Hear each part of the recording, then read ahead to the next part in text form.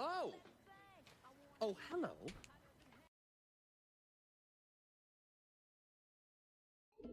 Hello, everyone. How are you? Fine, thank you.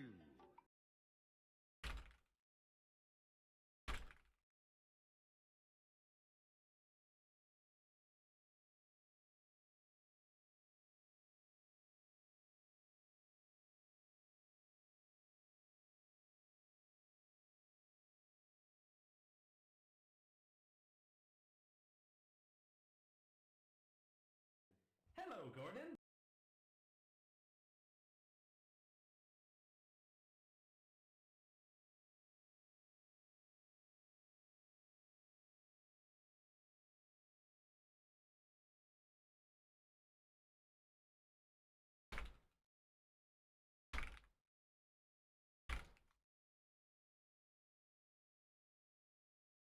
Hello.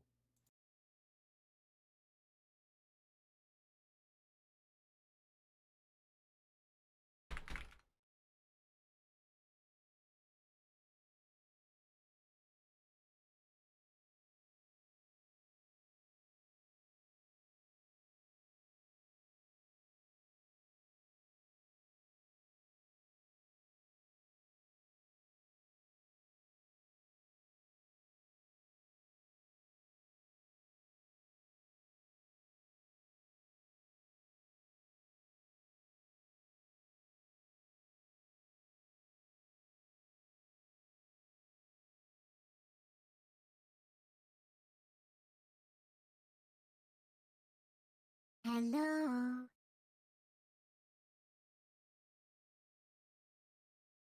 Hello, it's me.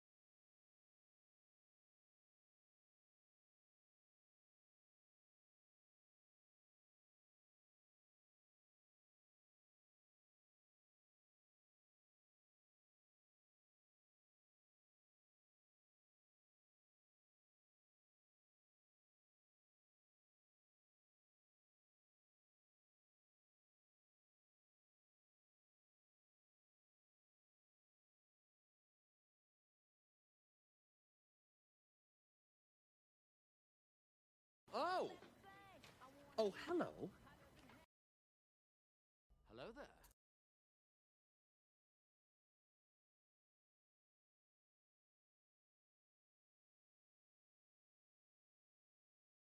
Hello.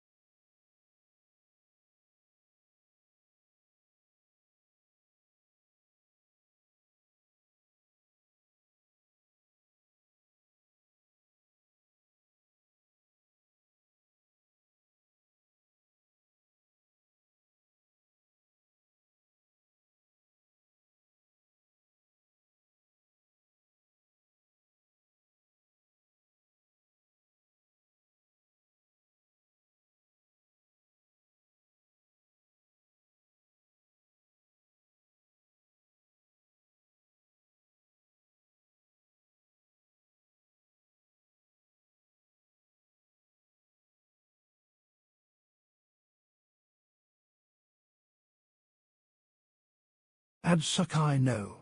Your eyeballs pay for dog's food though.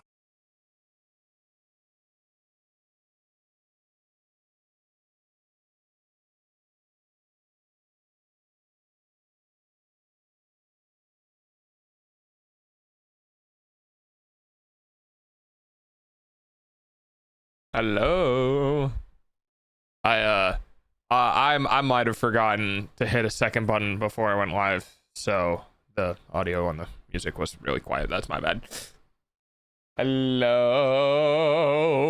Happy Thanksgiving. My stomach hurts.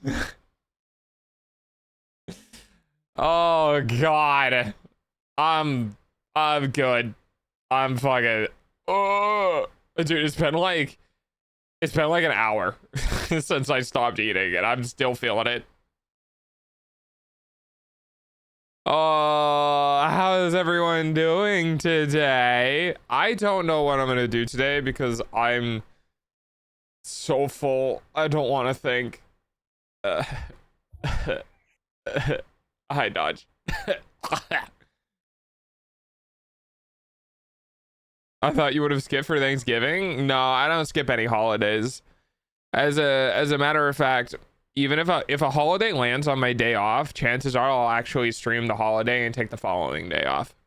I know the holiday times can be difficult for people, so I always try to be live on holidays.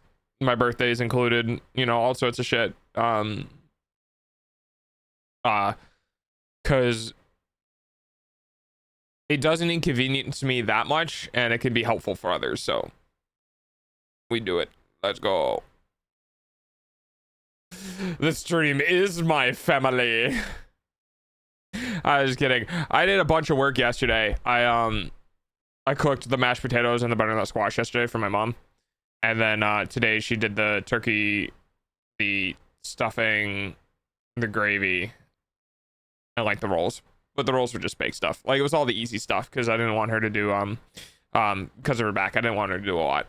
So and then I just gorged on food. Hello, the British axolotl. Oh God, dude, it's been like an hour. How do I still have food in my stomach? Potatoes. What's y'all's recipe for mashed potatoes? I want to compare. A lot of butter. I think in the 5-pound bag I used 4 sticks of butter and it still wasn't enough. I think it's like 4 sticks of butter and like 1 cup of milk or something like that.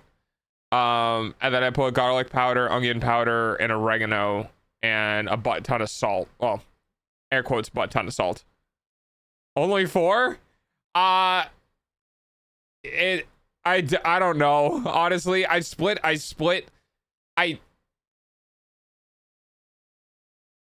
put 4 in, and then I split into 2 bowls, and then I made my own mashed potatoes, which used more butter and milk. So I don't know. I don't know. It was a lot. This is a lot of butter. Oh, Jack. Basically, they stick to the bottom of a spoon, obviously, but they're very creamy. I don't like. Thank you for the face rubs, Kate. I don't like thick potatoes, like potatoes that you can feel like you can chew. I like creamy potatoes, and I prefer onion based to make, like, onion based mashed potatoes. So like anything that has like chives and onions are really good. But honestly, to be completely honest with you, I don't have any fucking clue what the recipe is. Why? Because I literally eyeballed it. I don't measure anything. The way I work in a kitchen is I keep adding shit into a bowl until it tastes good, because I couldn't be bothered to find a recipe. I just did it myself. I didn't have a recipe. They turned out amazing though. My mom was kind of upset because she said it was better than the potatoes that she makes, and I was like, Mom, I don't know what to tell you. I just use a lot of buttermilk. But she was very happy with it, so I'm happy with that. Ooh, 25-day streak. Let's go. I just finished my Thanksgiving with my brothers and his girlfriend's family. How did it go? There's a recipe for mashed potatoes? I mean, there's a recipe for everything, but My favorite part of cooking is honestly winging it. I like being a mad scientist in the kitchen and not really like, I need the basis of a recipe. You know what I mean? Like, I need to know how many cups of flour to water if I'm making bread. Like, I can't just make bread soup. That's not how this works. But outside of that, I just throw random shit at it for flavoring until it tastes good. Oh God. How there's so much food. I almost didn't drink any liquid. I just stuffed food into my face. Oh, happy Thanksgiving. Oh, hey, I don't know if you guys saw the announcement in the Discord server, but I got my birthday present for this year. Making bao buns. Is that like bao the whale or bao something else? And now planning Xmas cookies. Yes, now you can plan for Christmas stuff. Hello. It's actually weird as fuck. Why is that, Kate? Yes, I'm very excited, guys. I'm very excited because I'm getting a inverter generator, which I don't have any ways. Greetings, hello. I don't have any ways of reading the sine wave that comes out of the electronics. I'm just gonna hope it's good enough. But I am getting. It looks like an amazing generator, though. It's economical. It is not a Honda generator. But the difference is I'm willing to baby my generator, so like I can take the hit in quality and make it up for better maintenance, you know. So I'm gonna get it. I'm really excited. Hopefully, thank you for the follow. Hopefully, it can serve my needs when I build the tiny house, and it'll be all good. But I'm pretty excited. Always worth saving for the bigger boys. And that's the thing is like I think it'll be, like you said, I think it'll be good enough for what I need it to do. It's just more about reliability. And Honda, you can basically run without oil. Like Honda engines are tanks. And I was like, but I don't want to spend $1,000 on it. You know, I spent, I think like $400 on it. And I was like, I'll just baby it. It's fine. I will actually service it. I will change the oil. I will deal with the spark plug. I will make sure the air filter is good. I'll actually service the generator. And I think with that, I shouldn't really have to be too concerned about it. Got my nails done. Let's go. It was modding. Got home and was modding. The streamer raided her boyfriend and I'm banned in his chat. Wow.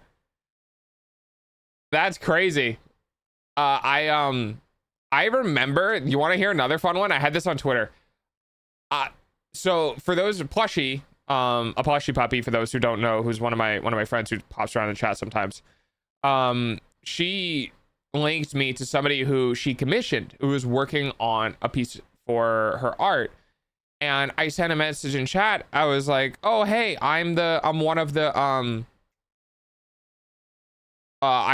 your stream was plugged by this client, like plushie, by this client for this artwork, and I wanted to stop by and say hi, and I got insta banned.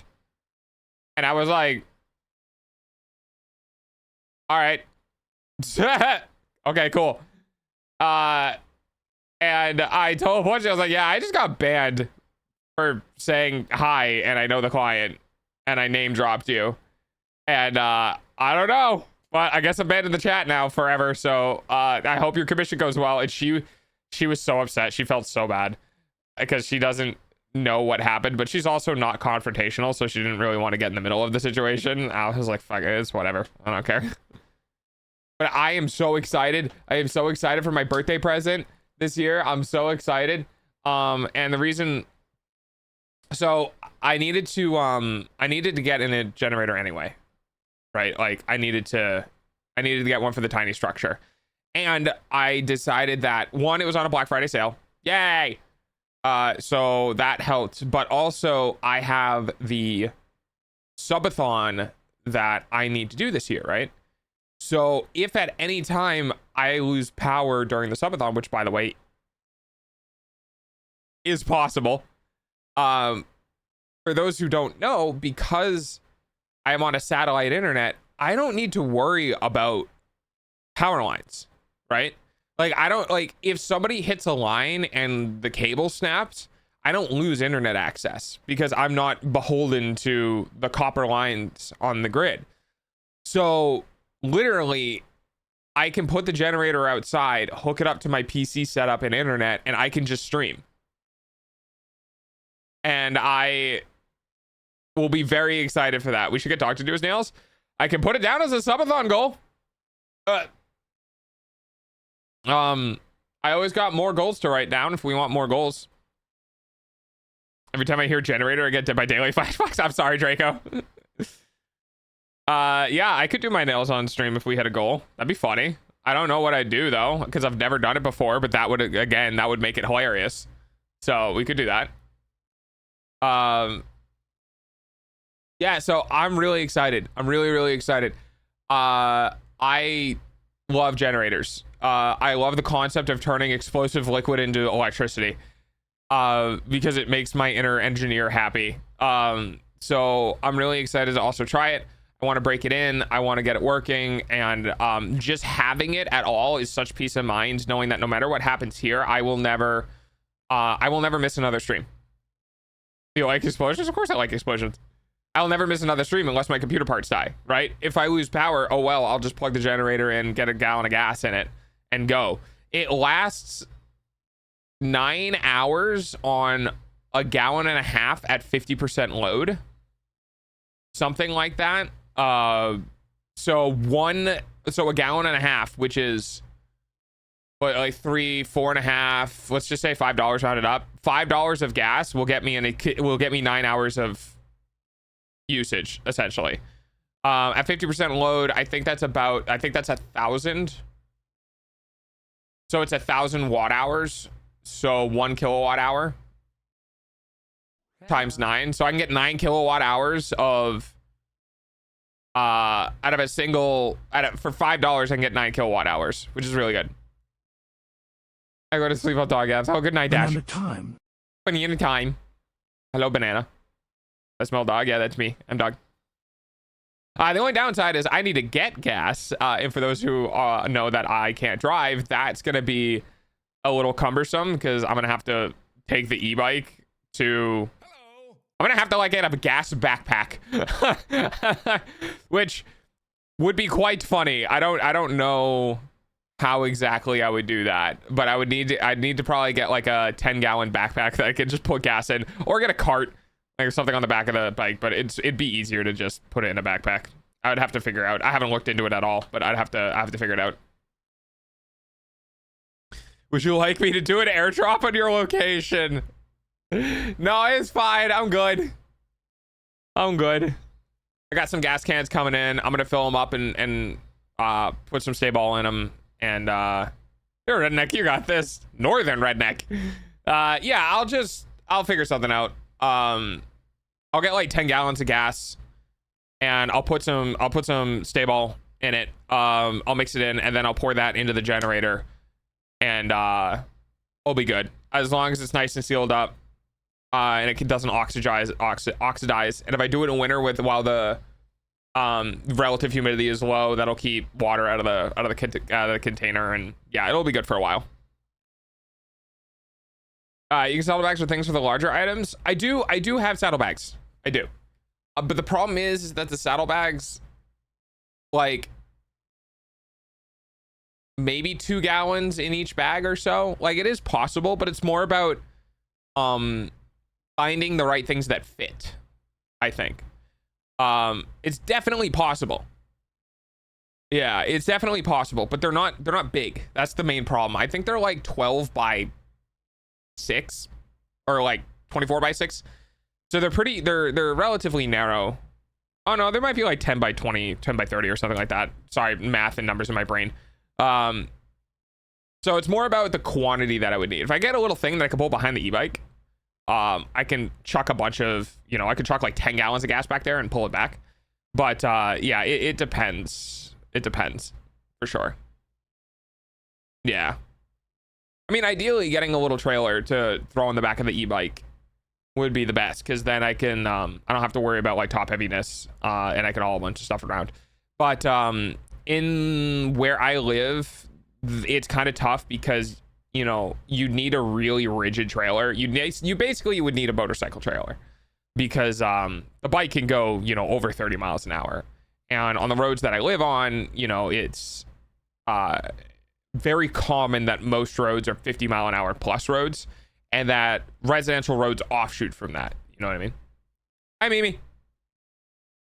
So, yeah, it's a little bit complicated. It is, however, a dual gas, or is a dual fuel system. So I could get propane delivered and like just pay that way, where I just have propane come by and just be like, I have a couple of canisters. Can we just fill up the canisters off the truck or something? And I could pay for propane that way. I think technically it's less dollars per power than gasoline, but and it doesn't spoil. So crazy in how energy generation all leads back to water. Oh yeah, everything is glorified kettle. Look inside, it's a kettle, except for like gas, because we make it explode and then that moves stuff. But yeah, we convert stuff to steam, and then we convert the steam to mechanical energy. Everything is a glorified kettle. Also, I love this song. Do I have this on my list? No, I don't. Okay, cool. Oh, it's on my list now. Water and explosions. Yeah. The only thing that breaks that is photovoltaics. That's the only thing that breaks that, which is still kind of cool to me. Oh boy, I love this new green form of energy. It looks inside steam engine. Yeah, exactly. Yeah. I feel like we'll have another breakthrough. We are getting the fuck is that? Oh, photovoltaic is just another fancy word for solar. I got one of the robot chargers from mom. Robot chargers? What is that? One thing I am excited about though is that we're testing wireless electricity right now in the 6.2 gigahertz band for energy fields. I don't know the feasibility of it yet, but there's a lot of companies out there who are trying to use Tesla's rapidly inverting magnetic field generators in order to induce power in other copper coils. So the same way wireless chargers works on your phone, but much bigger. And apparently it's really promising, which I'm very excited about, because for those who haven't seen it, the video that turned me on to all this information is the fully wireless desk setup, where he embedded this perimeter array that rapidly inverted the magnetic field inside of it to power a monitor and a mouse and a keyboard and a coffee warmer and like a bunch of a speaker. And the speakers were super cool. And the mic, dude, the mic was also super cool. Dude, everything about his setup was so cool. You should use a diesel gen that will burn almost anything, oil and diesel, kerosene. Yeah, I just don't have money. I got my generator for like $400, which by the way, I needed to buy one anyway, but hey, thanks stream for giving me funds for for being able to buy the things that I need for the tiny house and backups and stuff like that. One of the reasons why I'm so adamant about taking care of stuff, especially now, but one of the reasons why I'm so adamant about taking care of stuff is because it's not really my money. I am directing other people's money into things for me, so I want to make sure that they can run as long as they can. Dog, I'm playing XCOM. My soldier has 86 base aim. What does that mean? Is that good or bad? I loved how we tricked rocks into holding onto electricity so we can use it as a power source. It's very funny. Did you say money? Hi, Pancake. Though my college, I have access to almost every online database in the world. Oh, that's cool. I can research some weird shit. You know what? I want to show you guys the video. Are you guys cool just like doing random bullshit this stream today with like no plans? I want to share stuff. Sharing stuff is my language. Hang on. I'm going to show you. Hello, everyone. How are you? Fine, thank you. The song didn't kick back. It is Fight by Tokyo Machine. I don't know why it didn't kick back. I need no brain stuff. This stuff is pretty cool. I'll show you. Hang on. Is this from DIY Perks? Hello, Gordon. I think it is. Yeah, it is. So you guys may have already seen this video, but we're gonna watch it together because I like it because it's cool. We're gonna hang out and watch video together. We'll watch video together. We're just chilling out, hanging out dog style. All right, hang on.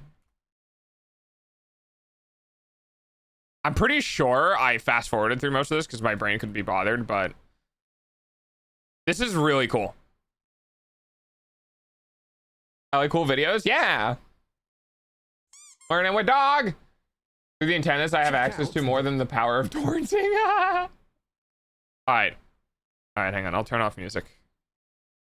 This light, it doesn't have a built-in battery, nor is it connected to anything, and yet it's illuminated, almost like magic. All right, let me know if it's too loud or not loud enough. What you're actually looking at is fully 3D wireless power delivery, and it could change the way we power and charge our devices forever.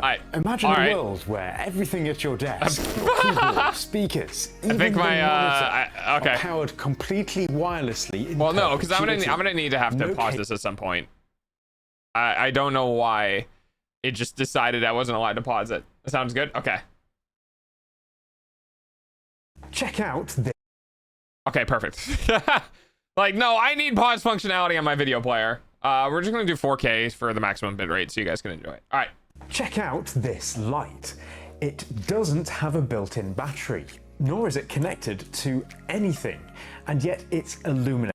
This one speck on the wall bugs me. And because I saw it, hi Jack, because I saw it, all of you have to see it too. He has one speck on the wall behind him where like he scuffed something, maybe it's two more, and it's persistent through the whole video, so have fun with that. Almost like magic. Also, holy fuck, unfair genetic lottery. This man has like the brightest of blue eyes and brown ass hair. Like, fuck you. Well, what you're actually looking at is fully 3D wireless power. However, I have watched many movies about technology. Uprising Brain is absolutely offended by this pure wireless. This is really cool stuff. Power delivery. This right here was one of the reasons why I wanted to start putting 3D printed stuff back on my throne wish list, especially for birthday presents. But you'll see why in a bit. And it could change the way we power and charge our devices forever. Imagine a world where everything at your desk, your keyboard, speakers, even the monitor, are powered completely wirelessly in perpetuity. No cables ever. And I don't know about you, but that's a future I would love to see. And honestly, I think we might be there. I can't trust anything. I can't threaten with a hammer. Oh, you can threaten it with a hammer. You'll see. Power delivery might look like as we build a truly wire-free setup where there's 3 dings in the wall. There are 3 dings in the wall. See, is powered. It's still there. Completely wirelessly from. How cool is that? Invisible dome of energy. It's pretty wild. It's so cool. Now, it's worth noting that the method by which this works is not at all like the wireless charging pads you might be familiar with for phones, although it is very similar, so they're a great example to understand how it works. These chargers use a coil of wire to generate a magnetic field that flips in. So, it's very cool because I was sitting on the toilet, as one does, and the thing that was going through my mind is that there's two intertwined things when it comes to electricity. That is magnetism and electricity. And you can make one with the other or transfer one to another or whatever you want to do, but they will always indefinitely be associated with one another, which means you can do shit like this, which is really cool. Polarity thousands of times a second. Think of it like an ultra-fast spinning magnet, only with no moving parts. When another coil is placed in close proximity, this continually changing magnetic field induces an electric current within the second coil. So because electricity and magnetism are one and the same, essentially, you can generate electricity through magnets and you can generate magnetism through electricity, right? And it's one of the reasons why, like, moving there was the thing about falling through a pipe and it moves slow. I can't remember the specific elements, but yeah. Transferring power wirelessly. This is great for phone charging pads. So what's amazing about this is that it's a, like, how do I put this? There's a very real, okay.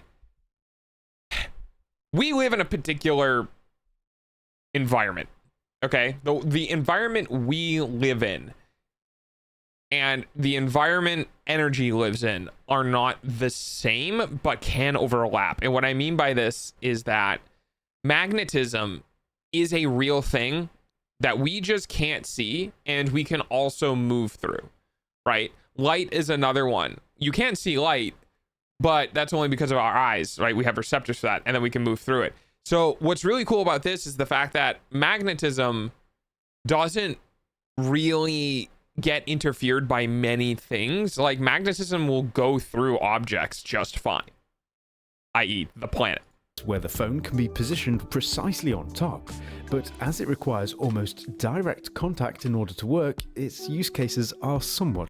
Also, the fucking engineer in me looks at shit like this and goes, this is really cool.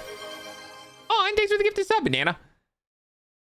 Oh, looky, Mobius. Happy Thanksgiving. That's a VIP, everyone. So, like, it's just looking at this board connected to this thing, connected to a diode with a resistor for an LED, just makes me happy. Limited. The 3D wireless power system, however, can cover a very creative, area, yeah, defined by the perimeter of a single length of it's wire. Still wizardry. Yes. Until you learn about it. It's like learning a new language. Yes, until you learn about it, then it makes sense. This wire but the thing that's insane about this is someone has to figure this shit out. generates a magnetic field in exactly the Okay. So this thing here, he's about to explain it, but this thing here is the core to this entire setup, which to me is extremely fascinating, because the capability of this on something like a room scale or even just an operating table scale is insane. You don't have to put batteries inside of things. You need extremely dense copper windings to generate electricity from the magnetism. But if we figure out a way to do that, we can just have wireless things in our body that's operated with more power than just what it can gather from the energy around it, right? Because we could affect it through the magnetism field. the same way as the cost. That's the beautiful thing. It's just a magnetic field generator. Like, it just needs electricity and then needs a controller to invert the polarity on the magnets, which is to change direction of the electricity really fast. It is actually extremely simple. The only part that becomes difficult is having something that can move it back and forth really quick.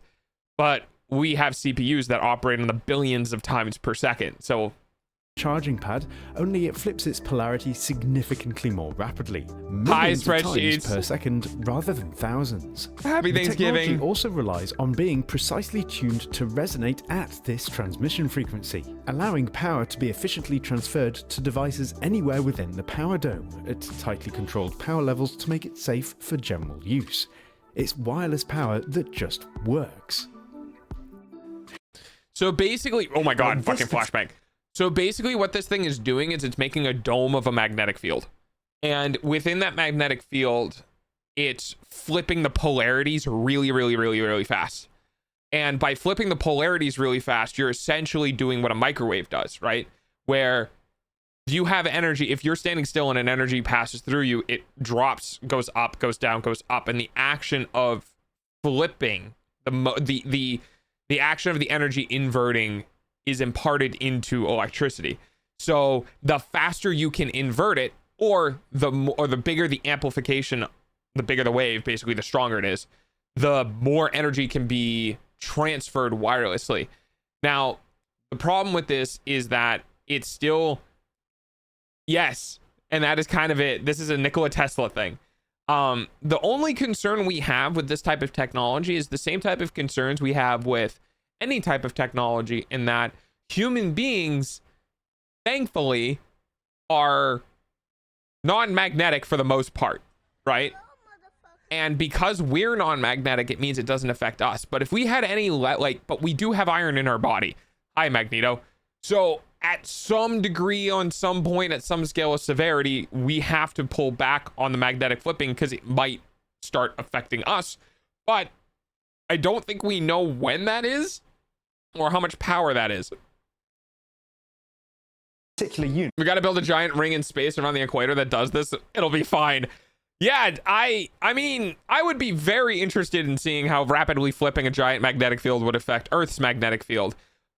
If we wanted to harvest the power, we just go down to the center of the Earth and try to figure out how to rapidly flip our own magnetic field over and over and over again. It has been designed. What about people with implants? So, as far as I understand it, in a comment on this video, and I'll even try to go find it, there's one about safety. And I believe it was something specific about the frequency band that this is operating on that makes it safe. Something about like 6.2. Hang on. This is about overcharging batteries. This is not implants. God, I won't be able to find it. But basically, this should not affect implants because we deal with MRIs, right? So anything that can go into an MRI machine will not be affected by this because anything that goes into a gigantic magnetic field, right, can go into one that swaps back and forth. Designed to be embedded within a desktop. So that's exactly what I'm going to do with mine. It's just so fucking cool, dude. It's so cool because it's like, how the fuck did we figure this out? So I really feel like sometimes people just go, I don't know what happens if I do this, and then it works, and it goes, oh, it works. I'm gonna need to figure out why it works, but we'll do that later. My attempt at this, I'm going to use plywood as the main core of the desk, as it's pretty easy to work with and keeps the build simple because making I would like to point out, by the way, that this single piece of plywood is probably better than almost every person's desk right now, because most desks, due to shipping costs, come with a hollow center core. If you literally just buy a 1-inch thick board of plywood, you are getting a better desk than probably many multi-$100 desks. compartments for components. You just need to buy the legs for it and then like do all the standing work on your own. It's just a case of cutting out holes with a jigsaw. Sorry if I'm asking negative questions. I think this is very cool. No, it is. It is super cool. It is super cool. That's why I wanted to stream it. Because I saw it the other day. I think it was literally yesterday. I saw it the other day and I was like, hey guys, have you seen this? No, we're gonna watch it because it's super cool. For the control box and its my desk is a dining table. That's a shallow channel routed out for the. I'm not gonna say long. Wish this for Thanksgiving. If you want to stop by, say hi. Wish everyone a happy Thanksgiving. Hi, problem. Have a happy Thanksgiving, bud. With the generated magnetic field. I hope your day goes well. It's a great way of housing it invisibly. This is so cool. Sorry. Before permanently covering it up, though, I do want to give the plywood a nicer appearance. My first thought was to use hardwood veneer for this, but unless you apply it perfectly, I lost my watch, it can look a bit ropey. So instead, I'm going to be using some ash hardwood lengths that have been left over from a previous project, and I can simply glue them in place on top of the super plywood. cheap. Being offcuts, they aren't the straightest, and there are a few knots and cracks, but after filling these and sanding everything down, it's just the look I like in a desk. A soft, light appearance. Like, that's all you like. It's so cheap to make your own desk. I obviously would if I had the time, but there's so many things that's amazing in life where you're just like, what if I just try to do it myself? What if I just look into trying to do it? And you will see later in the video how that do-it-yourself mentality can really pay off. Also, if you want to know how to buy stock for a certain amount of kibble, market is closed. Oh, hang on. Give me 1 second. Why would the market be closed?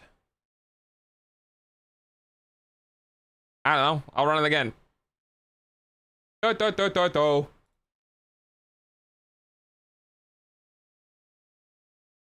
I think it's because I have, let's see.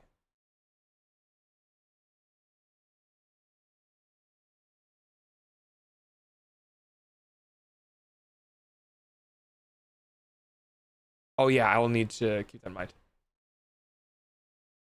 All right, we will see. Okay, yeah, there you go. Is the market still inversed? Yeah.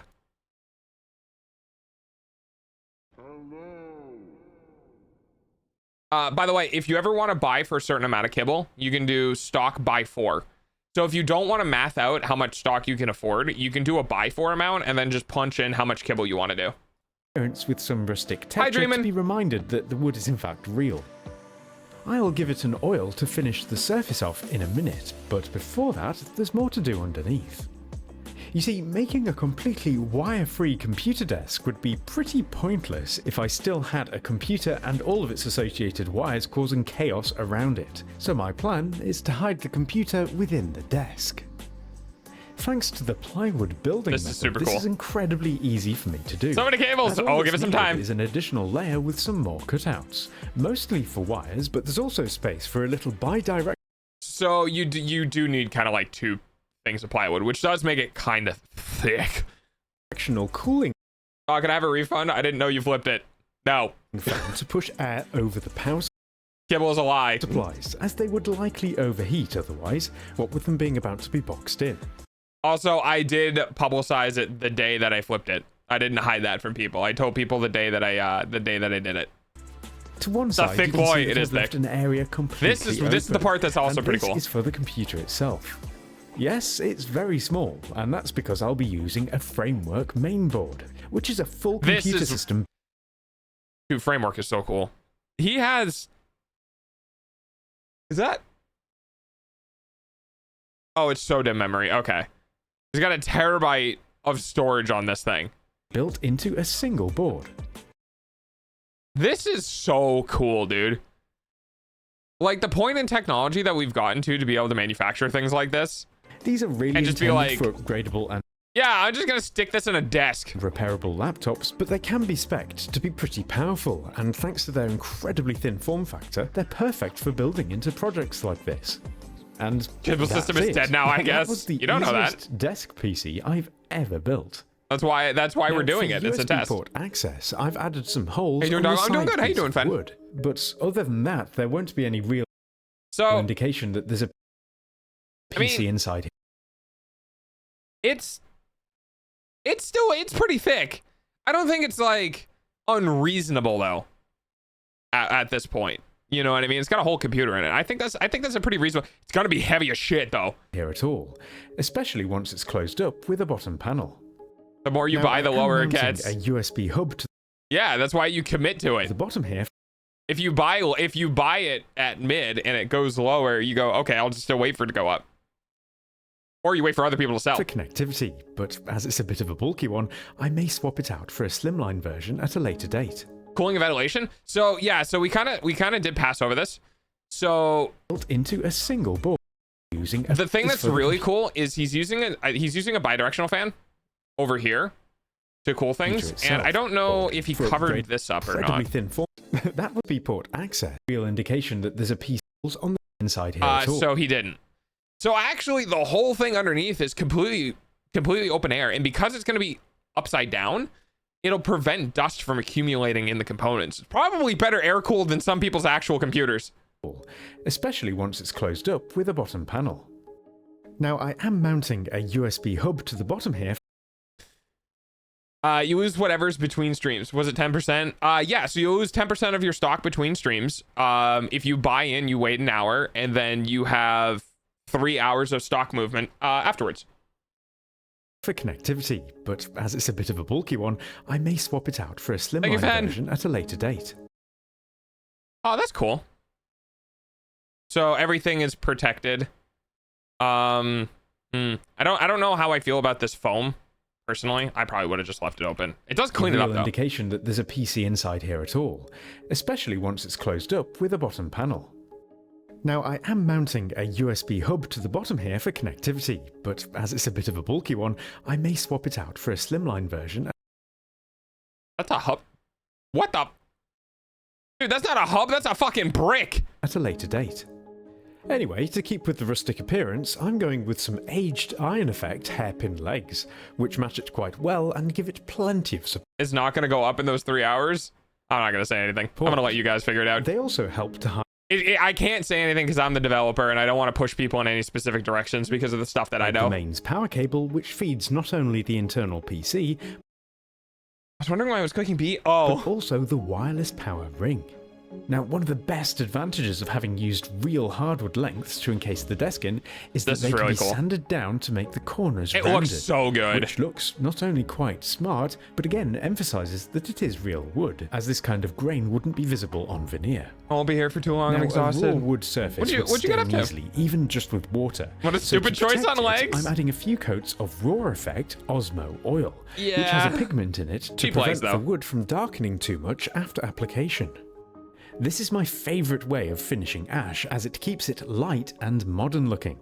The end result is a decent looking hardwood Dude, this wall is driving me insane. desk with a secret wireless power system built in. This is really cool though. Now this desk And I will say, I love this window.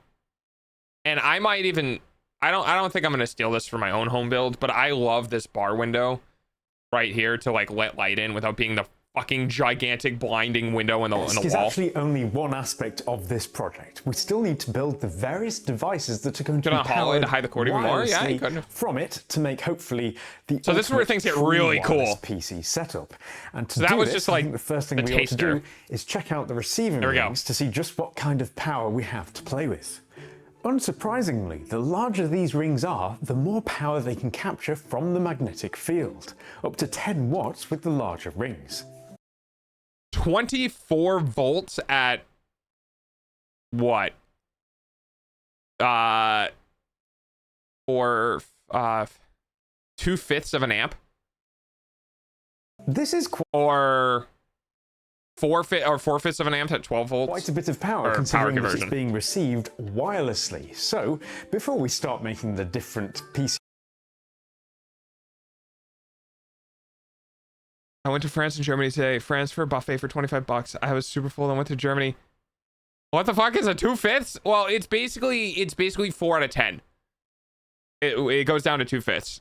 But yeah. related devices, let's see if there's enough power deliverable. Sorry, to I've been keep dealing a with mug of measurements for coffee an perpetually Imperial for warm. too long. So For this is cool. I've bought some little resistive heating pads from So I saw this and went, I wonder if I could tie this into my bike's 12 volt system so I could have heated grips for like no cost whatsoever, and then just put an inline switch on it to turn it on and off. Dude, when I see engineering videos like this, my brain just immediately starts going like, I bet you I could do that for other projects in my life. Amazon. When power passes through these, they heat up quite a bit. So I'm simply going to stick them to the base of a borosilicate glass mug, which has excellent heat endurance in the hopes that the heat will transfer to any liquid that's inside. To give the ring somewhere to rest, I've 3D printed a little base to hold it, which also This allows is the mug to be placed So now you can on see where my top. 3D printing thing came in. When in the vicinity of the desk, the ring Nice guy. powers the pads, which start to heat up, and this is looking very promising, as you can see through this thermal camera. A lot Almost of 70 this C. heat, though, will be lost to the surrounding air. Which is like 150 to make degrees. it more efficient and to make it look a bit Dog mug. nicer, I've 3D Dog mug. printed an outer shell, which can be How placed cool is over it this? with a little bit of sheep's wool to aid in insulation. It would obviously need to be sealed and made watertight if it were an actual product, but it will do for now as a proof of concept. Giving it a test with some boiling water, the temperature does drop away from boiling, but it stabilizes in the mid 70 Celsius range, which is a temperature at the upper end of what's comfortable to drink. What's Dude. remarkable about this is that it just stays It's so cool. there at this temperature. Remember, it's not plugged into Indefinitely anything. warm And coffee. as someone who likes a coffee beside Hi, me Ruby. while I'm working and finds that it goes cold far too quickly normally, this is quite remarkable, and I've never seen anything quite like it. Imagine This a is- dining table with this technology built Oh, in. this is It could so keep cool. your plates I'm such a and fucking mugs nerd, dude. perpetually warm, and I feel like that would be kind of a revolutionary idea, and I don't think it presently exists. Imagine, like, you know, we look back at people who didn't have electricity and I'm like, imagine walking around with a fucking flame lantern, noob. Now, imagine like 50 years in the future where they have plates that are always warm when you get it near the dinner table, and just be like, imagine having cold plates. God, couldn't be us. exists. So who knows, maybe this technology will be coming to a dining table near you in the near We'll have a new future. problem of coffee boiling away. It'll steam quicker, what the yeah. system's capable of at the upper end of It the stays power at 70 scale. C. What about Jeez. the smaller rings, which obviously can't deliver as much power? The smallest of the ones I have, which is just a bit larger than a thumb, can only deliver about 100 milliwatts or so. But that's actually still plenty for another excellent use case, which is powering computer And this is where I started getting really excited. peripherals. These are almost always wireless these days, but when they run out of battery power and suddenly cut out, it can be super annoying, especially if you're doing some important work at the time. Having them perpetually powered without ever having to think about charging them would be a dream. A dream that's about to become a reality. You see, as the smaller rings regulate their power to 5 volts, a USB-C connector can simply be soldered to the output and the whole thing housed inside a little 3D printed case. This can then just be literally plugged in, and that's it. The keyboard sees the voltage and starts charging immediately. Human, this is going to be the last time I comment on this, but you don't know the mathematics behind what I'm doing, so you don't know what mathematics to apply, because you don't know what purchasing actually does, and you don't know what purchasing actually influences in the algorithm behind it. So, no, you're flat out fucking wrong. And that's the last thing I'm going to say on it. Immediately. No wires required. The power provided far exceeds the energy use of the keyboard, so even though it's not much power overall, it will never I thought it was weird that he just put it in the USB-C slot, but it gets cooler when he works with a mouse. Having the dongle stick out like this doesn't look amazing though, and while it does work with the mouse in just the same way, a better option would be to have it mounted internally. This mouse is a perfect guinea pig, or maybe mouse pig, as its PCB ends before reaching the back of the casing, leaving a perfect area for the receiver ring. I found this video at the perfect time because I literally have on my phone. I don't know if I can show. Can I show you? No, it's not going to show up. I have a note on my phone that literally says Logitech battery thrown when doing presents, because my mouse needs a new battery because I've had this thing for like 4 years and the charge state of the battery is abysmal. And then so I saw this. In place though, I'm going to remove the battery. You see, it's becoming very popular to have extremely lightweight mice these days, and shaving even the 10 grams that this battery weighs off its overall weight will make a dramatic difference. And I just went, man, that's really cool. For high-end esports. I don't want to have to modify my desk though. As the ring itself, but how cool is this? Anything, we've gone from a 55-gram mouse to a quite remarkable 46-gram mouse. And that's with the whole shell on it. Can you imagine if you got like a super lightweight mouse and then just did this into that? You could get one of the lightest. Well, okay. See, the thing is, you would never be able to sell it in production scale because you would, need to also sell the power ring. But it's still really cool. It actually improves its usability. Happy Thanksgiving. Happy Thanksgiving now. It just works when it's on the desk. Very, very nice indeed. This feels like the future. Now, we're only just scratching the surface of what's possible here with computer peripherals. Because would not get investors do competition with wire manufacturers? Can deliver Maybe. almost a watt each. And a watt is actually quite a lot when it comes to audio. So it's got me thinking, can we make a set of truly wireless stereo speakers? This next stage is where it kicks my ass into thinking about 3D printers more. Let's find out. Hi, Kaiba. Wireless Bluetooth speakers are of course incredibly common, and while we could just modify one to have a receiving ring built into it, we'd be missing out on an opportunity to make an independent pair of speakers that utilize true wireless stereo, also known as TWS. I know I picked that wall color. Why did he pick the wall color, Puds? TWS allows two Bluetooth audio. Dude. It's so cool. Audio boards to talk to one another and this is synchronize so cool. Their stereo reproduction, allowing each to play either the left or right channel without introducing delay issues. My chain to make it work is as follows. 2 medium-sized power receiving rings for about 1.5 watts of power. Oh, maybe. Followed by a power filter board to reduce any interference noise from them. Power filtering is going to be important. Stereo Bluetooth board, amplifier, and then finally the speaker Ta-da! itself. Now, I've found in previous projects that 3D printing is actually quite practical for making Oh, yeah, enclosures you're right, for there is. speakers, so that's what I've done here, with plenty of internal trussing to reduce panel resonance. It's quite a simple design, but as the drivers themselves are quite high quality, this is the part that is super interesting to me, is that it's almost like with 3D printing, the DIY, like the accessible DIY stuff gets really low to the point where you just need to buy the power filter, the amplifier, and the other board, and then just getting a really good quality, because no one's gonna make a profit off of this really if they're just selling the actual drivers themselves. So they have to either manage their costs through other things or sell them at slightly higher than manufacturing. But the profit margins on fully developed products are often huge, where the profit margins on something like this is substantially smaller. So you can buy really nice quality drivers, like the actual just the driver themselves, for considerably cheaper than an actual speaker. they should sound Because the audio industry is one of the audio industry is like the clothing of the tech industry, right?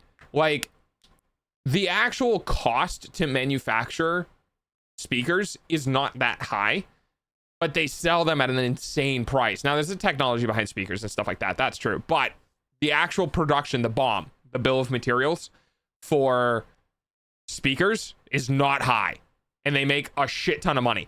And what that means is you can save a shit ton of money if you buy just the actual driver itself and 3D print everything else. pretty decent. Yeah, golden diamonds. Once Well, everything's diamonds, yes, stuffed golden in inside the with a little sheep's wool to reduce internal reflections, they can be closed up, essentially completing these 3D printed It's so speakers. cool. They could look a lot nicer aesthetically though, so it's time to get creative with some external materials to hide the fact that they're 3D printed. And this Despite is where my reticence to use it earlier, Yeah, this is veneer where actually a really good option for small parts like this, as it's easier to get right. making, And after you know what I mean, trimming and crafting oiling, basically it looks quite gets really convincingly cool. like a wooden piece.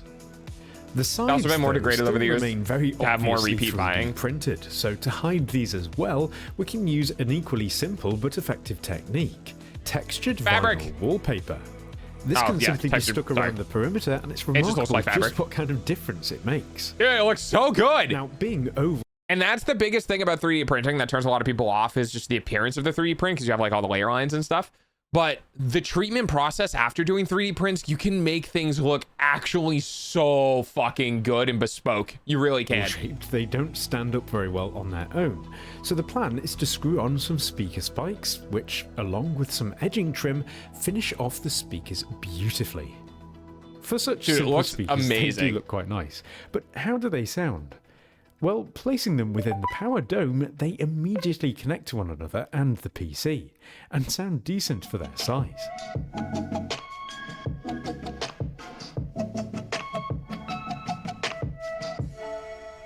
For wireless So speakers, our setup is really starting to hella come good. together now. We've got our wireless mouse and keyboard, as well as a set of pretty decent, truly wireless stereo speakers. But what about a microphone? You see, microphones are It's actually almost time notoriously for bad dogs for are getting entertainment messy using your pretty eyeballs. quickly. You've got the interface, its power supply, the microphone cable, and unless you're really careful, it can get pretty tangled. But if we make a wireless one, all of those issues just suddenly go away. But the key is, can we make one that's high enough of a quality to be useful in a studio environment? so this Well, blew before my we mind. find I'm not out, going to it's time spoil for what a comes quick up, but ad this from actually was today's something that I was sponsor, really impressed by. Odoo is an all-in-one Sorry, Odoo doesn't mic sponsor me, so we're skipping this. Plus, you can share your part, your first Odoo hosting and support to unlock the link in the description. So, heard the powering sponsor name, our that's all you need. microphone is going to be easy. We already have the power of receiving rings, and one of them will be more than enough for what we need. However, how are we going to handle the audio transmission? Bluetooth audio isn't going to be suitable here because of the latency that it introduces. But thankfully, a lot of low-cost audio transmitters have become available the past few years, and they could be just what we need.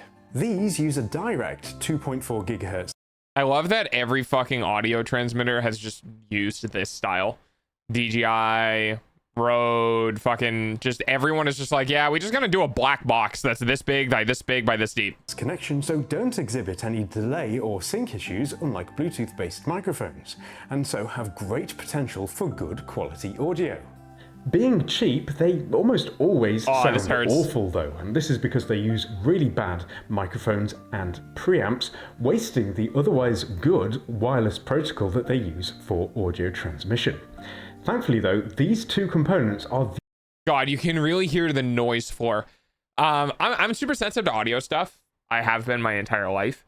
And one of the things that you can tell is that you can, if you listen to the sound between words, you can hear a white noise hiss. And that white noise hiss, for those who don't know, that's called the noise floor. If you're in a completely silent room. Me, I have a fan going at all times, so there's always a white noise floor that's a little bit louder than it probably should be. But if you listen to this, you can hear really nasty hissing while he's between words or not talking. The easiest components to upgrade. You see, most microphones in devices is really, like this really are bad. of the permanently polarized electret variety, and much Okay, this is higher where it gets quality cool. capsules are available at many different sizes, Ready for some this? of which are absolutely massive. So this size of a capsule is one of the, this is probably about an inch. Yeah, it's probably an inch capsule. This capsule size is about what you would see in $300 microphones, just FYI. Larger capsules like this have better noise performance and overall audio dynamics, and as they have the same underlying technology, they are essentially drop-in replacements. To help it along though, I'm adding a better quality preamp to boost the audio before it enters the transmitter unit, which takes the load off the poor quality internal preamp, drastically reducing its background hiss. The intention here is to have these boards mounted above a power ring in a little 3D printed platform. But instead of including the capsule on top here, I'm going to extend its mounting Fuzzy does position not like the far desks. upwards with a thin The desk clip legs. tube. That's very funny. This lifts the capsule closer to the source of the sound, I get you, Puds. which will be a voice in this instance, as proximity is very important for capturing clean audio.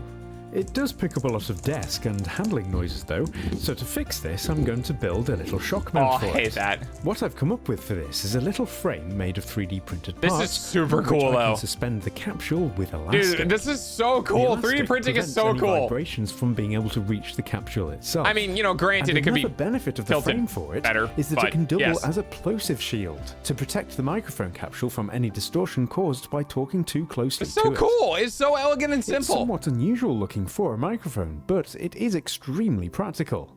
It can be placed directly in front of a user, and as the capsule itself is held very Desk close, art to hide a it makes for microphone? Yeah. fantastic sounding output.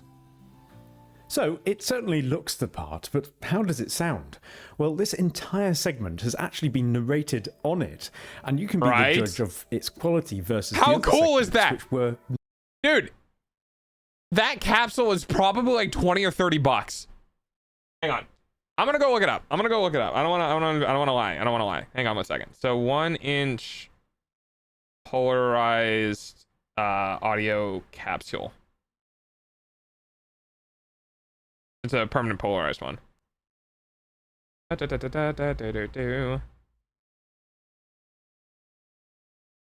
don't know if I'm going to be able to find one right off the bat here, but is this correct?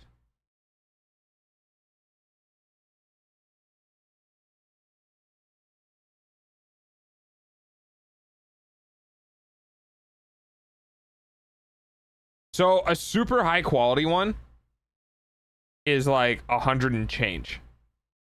The one that he's using looks to be about 40 to 50 bucks. So 50 bucks for that level of quality is kind of bonkers. narrated on my high-end, expensive microphone and interface, so I'll be having some buyer's remorse if you guys think it sounds the same. But either way, I'd say the setup is And that's the thing, is like, it just needs to sound good enough. complete now, but you guys might be looking at the elephant in Aesthetic the room choices and 4 out of saying, 10. Matt, what about the monitor? You'll have seen this throughout the video, as I installed it. Now he just went back to his other microphone, and one of the biggest changes between these two is the clarity of the bass. Be looking at the elephant in the room and capsule with elastic. The elastic prevents any vibrations from So being there able to is reach the bass capture list. in this, but its clarity isn't very well. And then if you jump to this, You'll have seen this throughout the video, as I it is much. All of the frequency ranges are louder, basically. installed it You can on hear a more. standard support arm earlier, with 2 wires going to it, one for power and one for the video signal. These wires kind of go against the spirit of a truly wire-free setup though, so let's see if we can do something about it. One of these Thinking next parts somewhat was a out of the potential box, solution that I ideally, wanted. I'd like to have this floating above the desk, perhaps suspended with some sort of transparent cord, so that it's almost like a hologram. But as I don't have a power ring large enough to capture the required power at this distance from the desk surface, I've settled for building a couple of rings into a custom stand instead. And this is pretty cool This too. provides Your plenty of eyeballs power pay for the for monitor, dog's which food, can though. receive its signal through a little wireless HDMI dongle pair. So, I don't know where the fuck he got this, okay? Obviously, if we look at this, this is a homegrown solution. He's hot glued a heat shrunk thing to the back of the monitor. Like, I get it.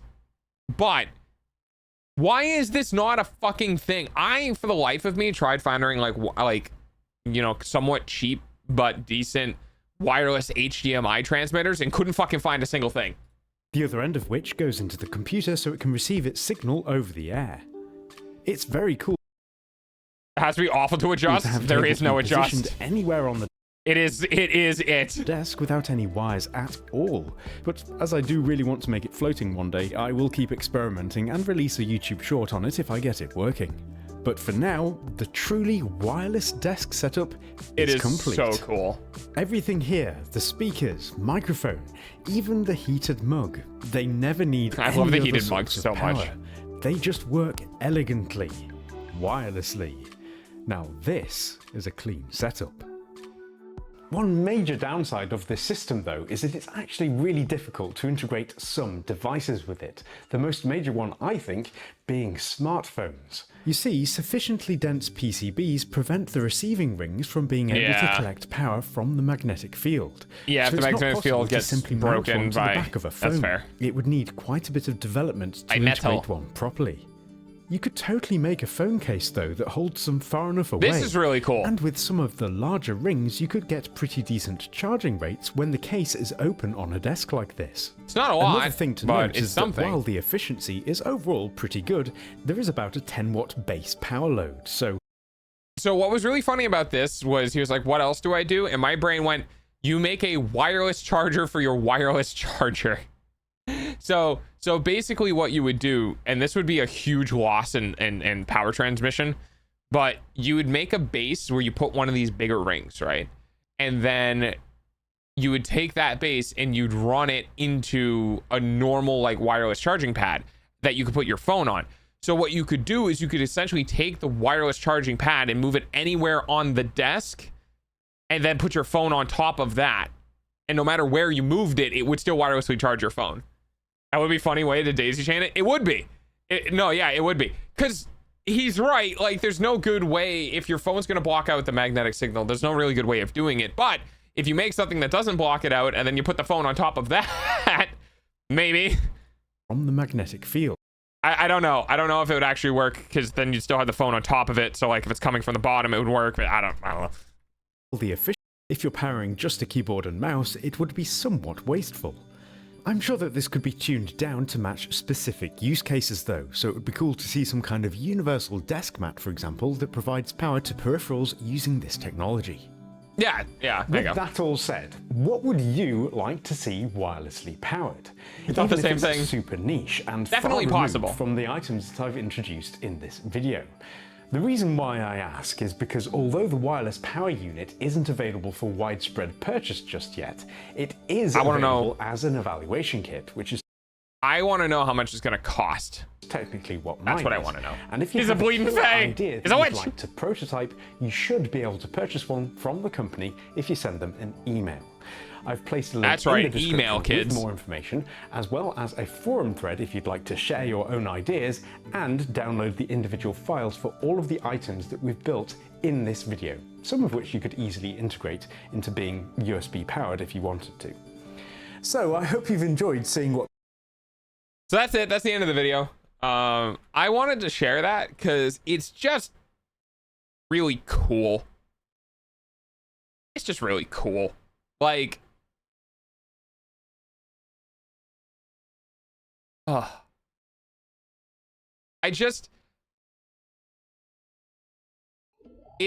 don't know how to explain it. It's different. You know what I mean? Hi, Fang. Sneakers. It's absolutely amazing. It's really freaking cool. It's so cool. And it's also about like the application. You know what I mean? And this was such a great like demonstration of application to have something like this in. You know, like it's all relatively easy to power items, like low power items, but they're all really useful low power items. You know, the speakers, the mouse, the keyboard, the fucking like mug warmer. It got my creative engineering side itching of like, it'd be really cool to come up with my own ideas and like create stuff. But the problem is I don't need anything. Like I kind of have it. Like I'm not going to 3D print a generator. I could 3D print the wheel because there was, I don't know if it's around here, but somebody did this really cool 3D print for the a hand crank, which I will, we could go watch because it's really simple, but it's also super cool. 3D printing is so cool. Hi Prince, happy Thanksgiving. Hang on, let's see.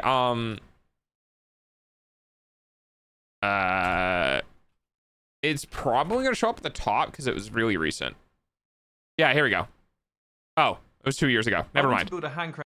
So you guys are coming down my rabbit hole with me that I watched yesterday. Have fun. Have you seen the shark wheels that are popular on skateboards? Shark wheels on no. Oh, I have emails. Oh, I have a message. Oh, I have a proposal. Not like that. I'm work stuff. Hang on. Work stuff. Not stream work art stuff takes precedent. Give me one moment.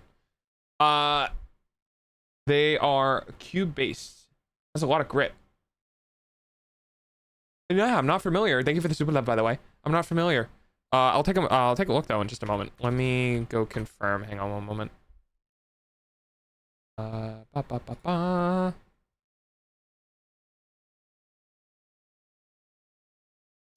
Okay.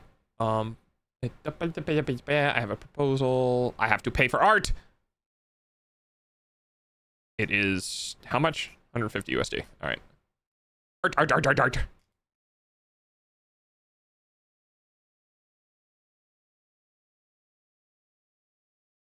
Me just making sure nothing's on screen. Congratulations on the football. Yeah, what's the day? Shush. And yes, I could, because I specifically kept money in my bank account for art that I knew I was going to purchase. Okay. I don't know what their local time is. I have to check. Oh, did they already tell me? GMT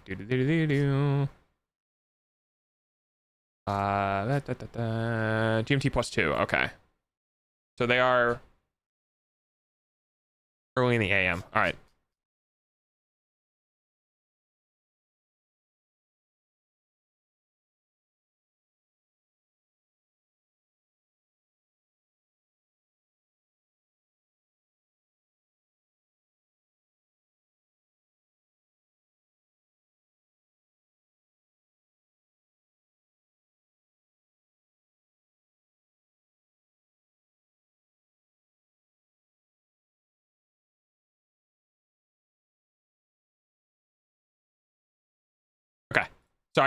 Sorry. I need to get back to my artists on time as quickly as I possibly can because that's just how I work. Paid message was sent to me 20 minutes ago. All right, we're all good. All right, we can continue now.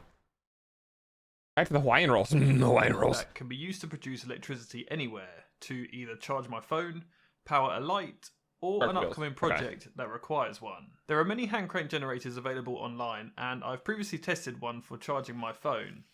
Though due to a large gear ratio and cheap brushed motor as a generator, it was very inefficient. It's quite common to use brushed electric motors Whoa, what as the fuck? generators because Shark wheels electric. Why are they squares? What the fuck? Why are they squares? Why are there squares skateboard? Why? I don't like this. if you spin the shaft, you can actually generate electricity at the wires. But the problem is with this is that it needs to spin at really high RPM. So the speed that you can spin a hand crank at is Sorry for those who are far curious, I was below looking at the for shark wheels. this kind of motor to generate, say, 10 volts or so.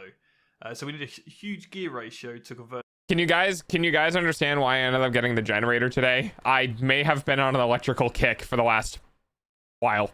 The hand crank speed Good up for to pavement. the higher RPM at the motor speed.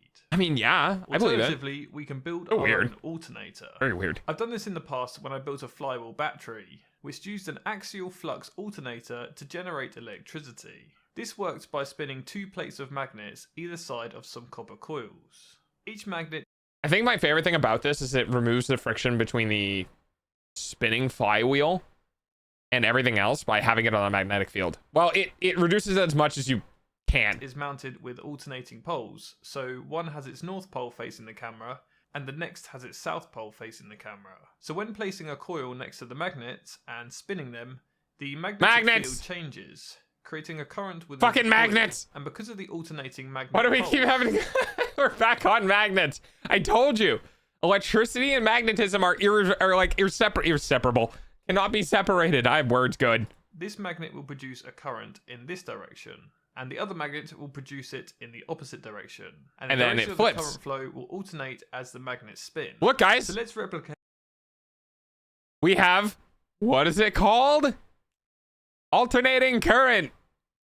This alternator design with some small modifications to make it suitable for a hand crank generator. I started by printing the plate that will hold the magnet, or otherwise I would like known to play as stupid the today. Let me rotor, play stupid. as it rotates within the never. alternator. This was I have simply printed many from concerns and PLA many plastic, cookies. as it's cheap, non-conductive, and doesn't affect the magnetic fields. Then I bought some high quality N52 grade magnets that simply press fit into the rotor. This is making so sure the cool. polarity of each Dude, magnet this right here is why 3D printing is so fucking baller. around the circumference. Edison would be Then proud. printed a housing that will hold the rotor, as well as a shaft that is keyed, which will be important later.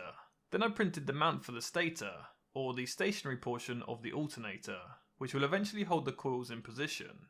And finally, on top of that, I can mount the second one! rotor, which is also... Now, I'm wondering, I think, yeah, so you see how this other side is flat?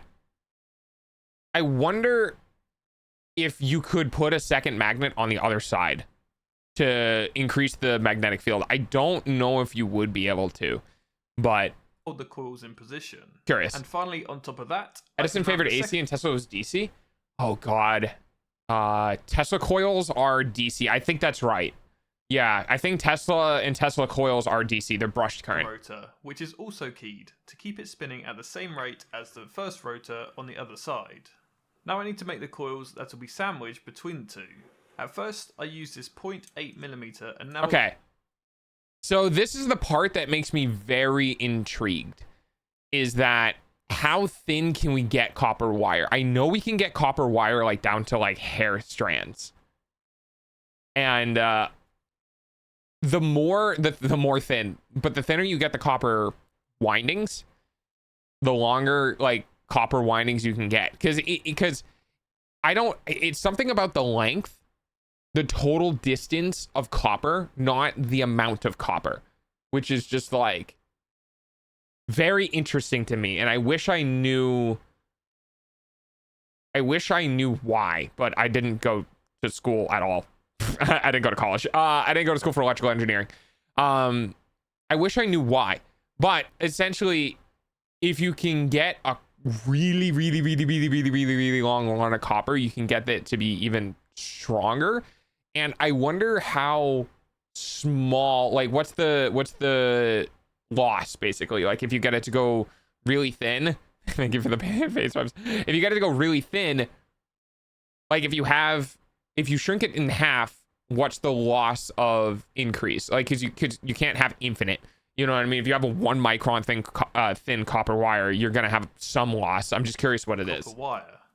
Edison was DC. Oh, Edison was DC. Okay. Many turns of wire, resulting in a low output voltage. The number of turns of wire in the coil is very important, as generally more turns of wire means a higher output voltage. Oh, it's more turns, not coils length. With much thinner wire so that I could get more turns. Dude, if I made this, I would be getting the fucking smallest possible copper I could. I would, dude, I would just buy, I'd buy cheap ass wires and rip the wires out into it. Which should increase the voltage. Another factor that affects the output voltage is the speed at which the magnets pass the coils. So I 3D printed a gear ratio that will allow me to spin the rotors faster, which increases the voltage significantly. Nah, you could be bigger. You see how fast his hand is turning? That's still way too fast. That's still way too fast. You could like half the size of this wheel. You can make it go faster. The final method to increasing the output voltage, or you can just put pedals on it, is to connect the coils in series. Similar to connecting 2 batteries in series will double the voltage. Wait, I'm sorry. GE as in General Electric? Like that company that still exists and sells product? This works the same with the coils. So I wound 7 more coils, each with 350 turns of wire, making a total of 8 coils and 2,800 turns of wire, which were all glued to the central stator and soldered together in a configuration of 2 in series and 4 in parallel, which, as I just mentioned, I think it just still blows my mind, the concepts of like, wait, wasn't Cleopatra closer to us than she was to the building of the pyramids or something like that? Like there's some crazy, I love the rabbit hole of people telling other people like those, like time does not exist in history, and stating like, oh yeah, you know this prominent figure, yeah, he was only a couple years away from birth of this person. The number of coils in series affects the output voltage, and the number of coils in parallel affects the current capabilities. So 2 original pyramids, should produce about 15 to 20 volts, and 4 in parallel should be able to handle the current produced by my manual arm strength. The coils are then soldered to a full bridge rectifier. Now, there was some comments about the things he used here and how that it was potentially sucking like an entire volt off of his output power. But we can go into that later.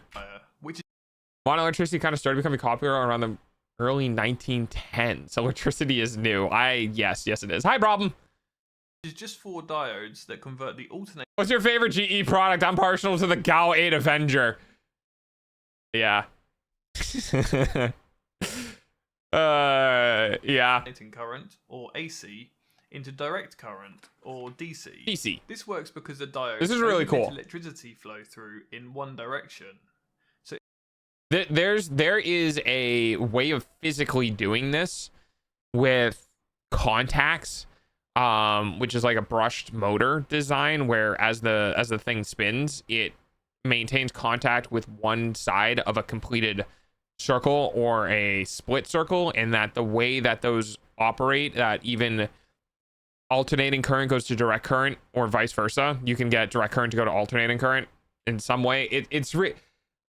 The really basic stuff of managing AC and DC electricity is super cool because it kind of does flow like water if you treat electricity in some capacity like water.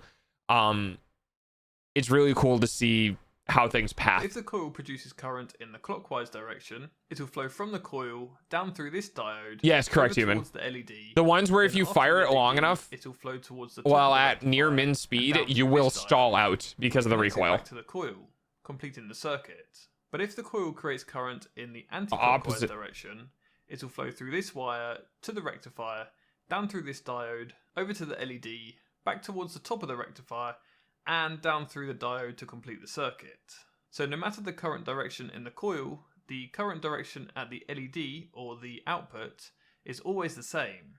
And I also added a few small capacitors that's pretty cool, huh? to try create a smoother output voltage. So with a small voltmeter connected to the output of the rectifier, we can see the generated electricity when the handle is spun. Though this is only with one rotor spinning, and this is so cool! By attaching the second rotor, we can greatly increase the magnetic field within the coils. Conk! I love magnets, man. Essentially doubling the output voltage. Yeah! I would like to point out, by the way, okay? I would like to point out, I want you to see. So look at this. Within the coils. Punk, okay? So now you kind of get an idea about the magnetic forces involved, right? Now the next thing I want you to see is I want you to look at how much effort he needs to put in to get to a very specific number, and I will show you. Essentially doubling the output voltage. So right there, he just went past it. That's 12 volts. 12 volts is kind of known as like a very common bottom end for power. There's like 12 volts and 5 volts, and then there's some very select things that are under 5 volts. But 12 volts is a very common power usage. You have 12 volt rail in a computer. You have a 12 volt battery in your like your motorcycle or a generator or something like that. Like 12 volts is pretty common. And in order for him to produce that amount of voltage, look how much mechanical energy he actually had to apply to get it. Output voltage.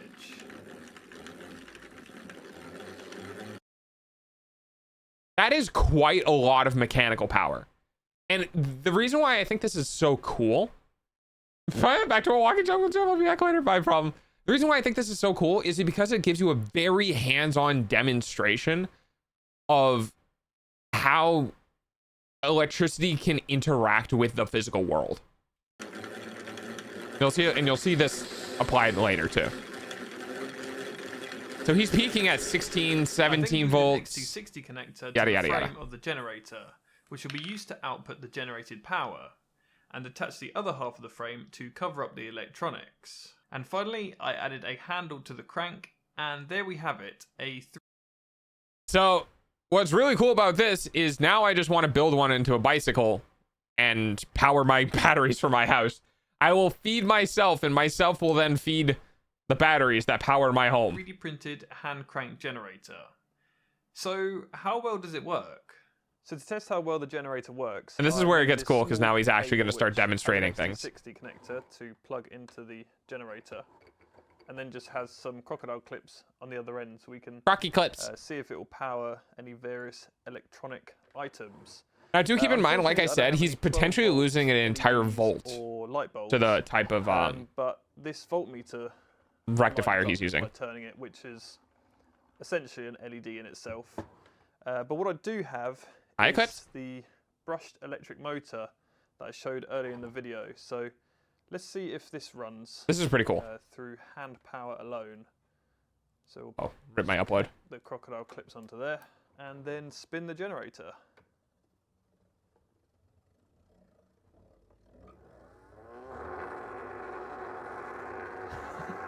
Well, that's what. So the idea with this is he would have to turn roughly things, electricity loss, yada, yada, yada. He'd roughly have to turn that motor as fast as it's currently going to get the same amount of energy that he's getting from his current hand motion. It's quite impressive how much more resistance it adds to the generator. Now that's important too. Whilst I turn it. Yeah, it's quite a lot of. So it's really hard to turn. And that it doesn't process correctly. Like, how is it more difficult to turn? Is it generating an opposite magnetic field? Like, how are you actually legitimately experiencing resistance? I would need to actually look it up because I don't comprehend. Me1 pulley system plus bike equal power. Exactly. Like, I can't comprehend on an actual scientific level, because I don't know enough about this. I don't know what the resistance actually is, but it would need to be another magnetic field, right? Because in order to resist a magnetic field, you'd need a second magnetic field. So it's like the process of generating electricity, creating a counter magnetic field that you need to push through in order to apply the electricity to the motor. I'm just like, I don't fucking, my brain hurty. Resistance to turn that. But it is a very real, very physical thing that comes from angry pixies. And if I spin the generator even faster, see if it goes higher RPM.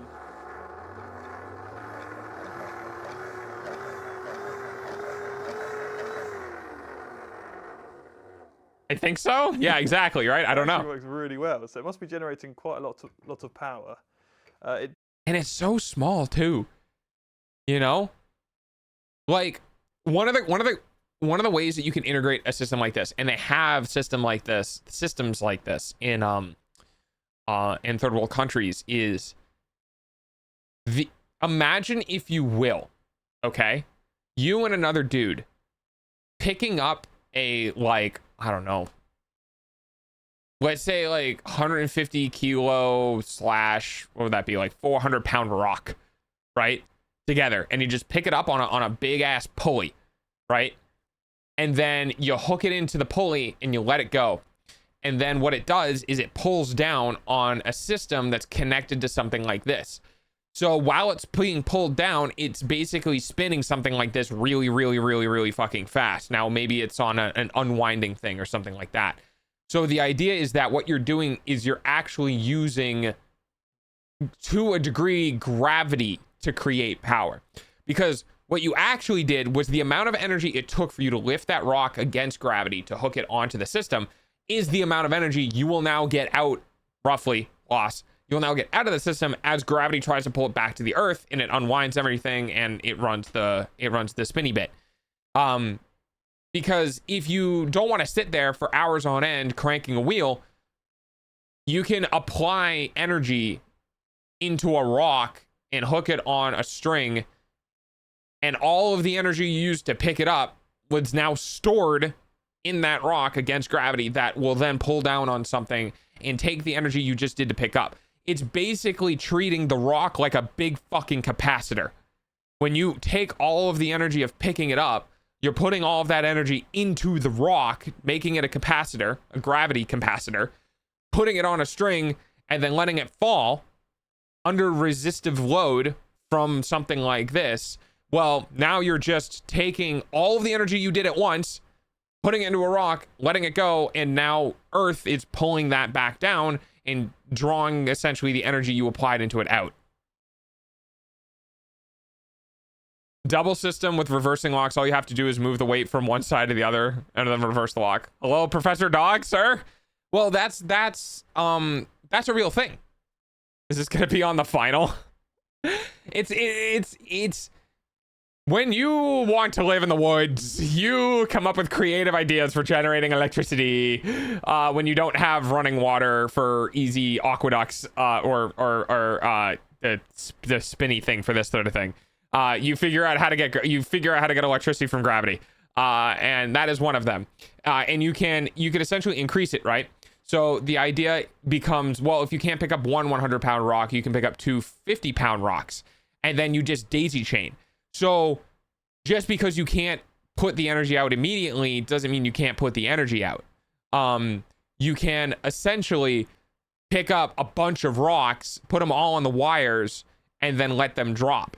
And human beings are an amazing converter of energy when it comes to eating foods, right? If you eat sugar, and sugar is super high in calories, you can convert that into raw mechanical energy extremely well. It is insane how good we are at taking food and making energy out of it. So essentially, you can power your home by food. And then you eat the food you get out of your garden, which is then produced by the sun. So in a roundabout way, you picking up rocks to transfer energy into the house from the food you ate, from the body you produced, but the food was produced in the ground by the sun, It is a very, very long chain of it's solar power. Anyway, it's really cool. I was thinking about creating one, but that sort of weight and potential energy constantly pulling on a cable needs to be vetted and a whole bunch of other stuff. But it's pretty cool. Definitely increases the resistance a lot. Let's see what else we can power. I've got a bank of supercapacitors, which were from my... So like the idea is if you wanted to charge a battery and you didn't want to have to force the energy by pedaling, you do one big explosive push of energy, put the rock in suspension, hook up the rock's output string generator into batteries. And then your mechanical energy, your movement, is just turned into electricity. I've got a bank of super... I think you lost most people? Nah, it's fine. Which were from my supercapacitor dragster a few years ago.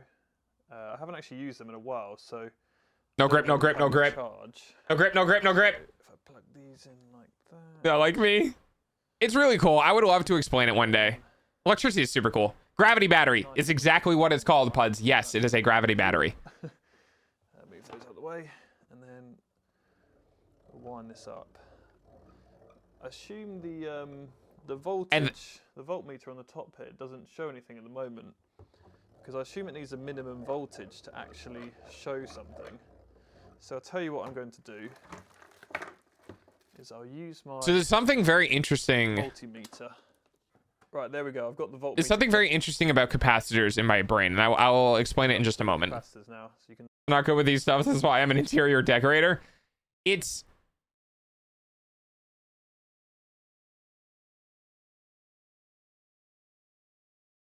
I guess it's a bit like magic. I just always picture it like electricity is a very real physical thing that does real physical stuff. Let's see what they're Welcome back, Heptic. So 1.3 volts at the moment. I listen to weird technical podcasts on weekends. That's fair.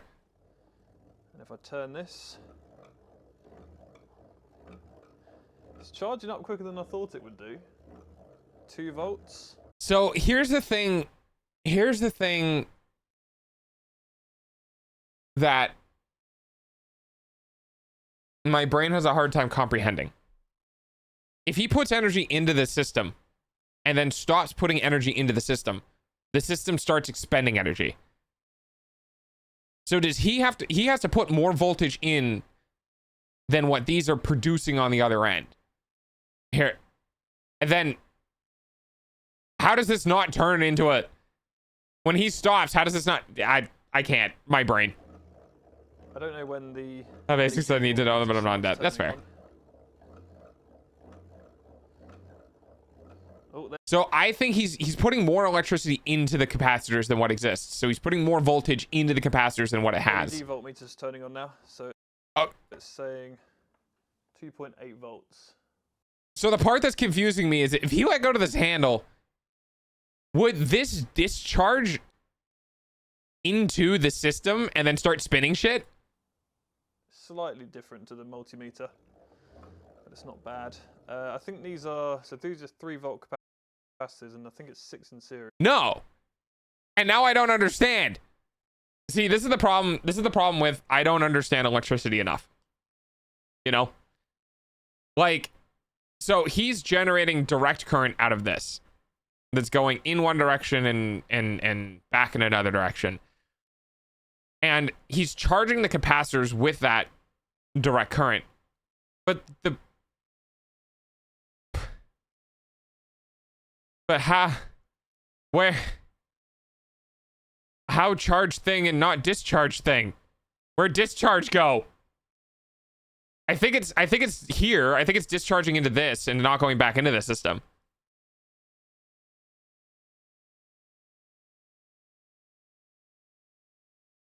I don't know about anyone else, but King's Hawaiian is sacred to your Thanksgiving. King's Hawaiian is very good. So he's putting energy into the cells.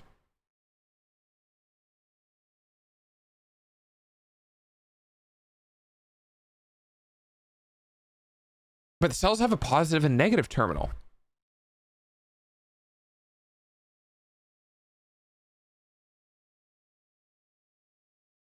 I have to see a wiring diagram for this to understand it, I think.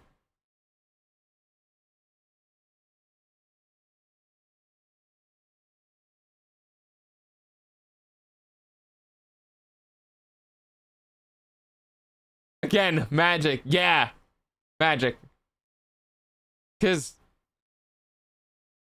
I'm not crazy. A capacitor has one positive and one negative terminal. So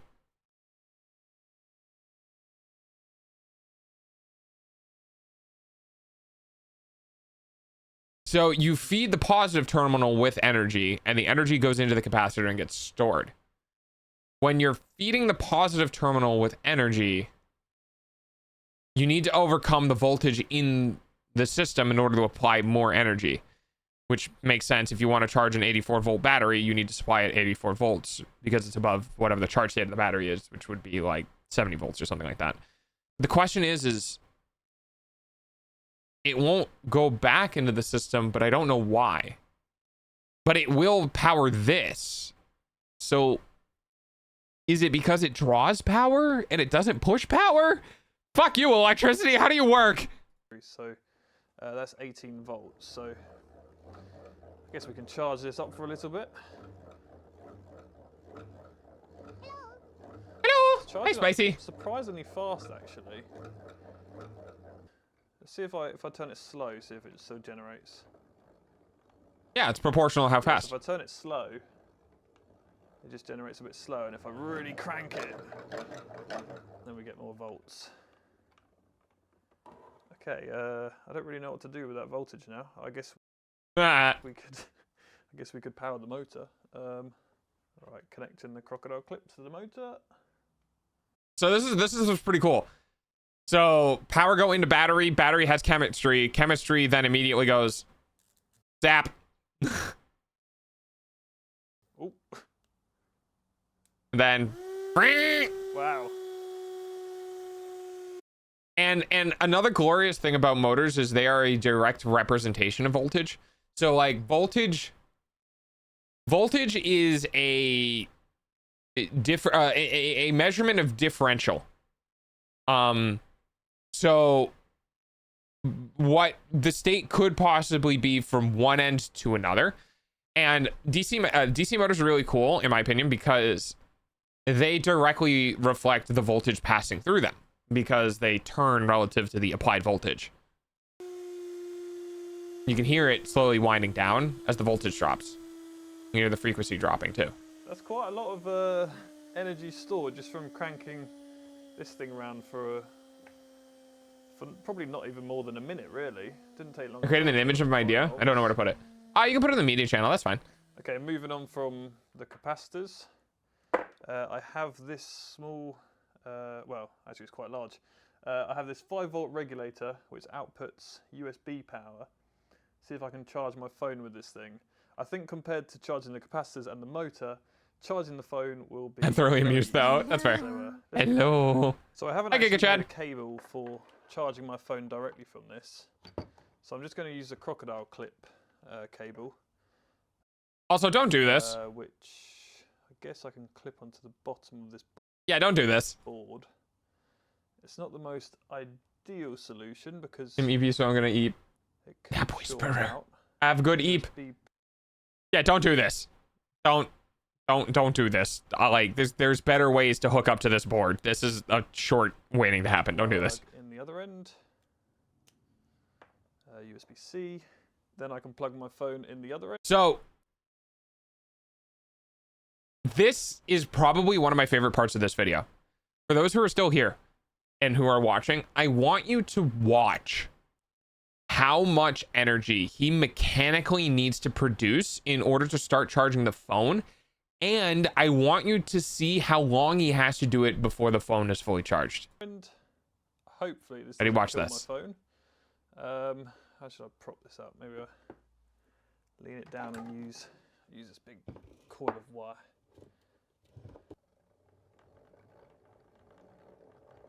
So I need to produce a minimum of 5 volts for it to charge, and it's charging. 1 hour and 12 minutes. He would need to sit here and turn this generator the way that he's doing it right now for 1 hour and 12 minutes to charge his phone. I want you to just think about that. There's a huge loss in mechanical to electrical energy transfer here, but this kind of puts in perspective how crazy energy dense a lipo is. 1 hour, 13 minutes to charge from 45%. If I stop, yeah, it detects USB disconnected. If I turn it again, it's super easy to turn, but charging. How insane is that? That is a great representation of just how much power exists in our phones. There's far less resistance charging my phone because I think this thing is only 5 volts, 1 amp. Yeah. So that's. So you could, like, if you have a quick charger, there are quick charge protocols. 12 volts, I think up to 12 volt, 3 amps for a quick charge, which is 30 something watts. Where you could really start cranking on this thing and get it up to 12 volts and then fast charge your phone, which will only take like 30 to 40 minutes. But it's only 5 watts total, whereas when we're charging the supercapacitors or powering the motor, it's probably 10 to 20 watts or so. So it's much. Well, that one is easy to charge. This is true. There's not a lot of mechanical, like, there's not a lot of resistance. For an hour and 13. But you'd still have to like do it. My phone you know what I mean? But it works. And in the case of something like this, a flywheel is really interesting. You want to know why a flywheel is interesting? A flywheel is interesting because it is essentially like when we talked about a gravity battery where we applied a lot of physical force into into a rock to pick it up. A flywheel is also like a battery, that it takes a lot of energy to get the wheel turning, but when you let it go, it continues to apply the energy that you put into it. So in something like this, you could hook it up to something that's a big ass fucking flywheel and just crank that shit as hard as you can, and get it turning really, really, really fast with a whole bunch of energy stored in it, and just let it turn itself. Because okay. Energy is super fascinating because it's all about how much can we make and how fast can we transfer it and how fast can we store it. That is everything to us that energy will ever be. I could pick up, imagine, if you will, right? If I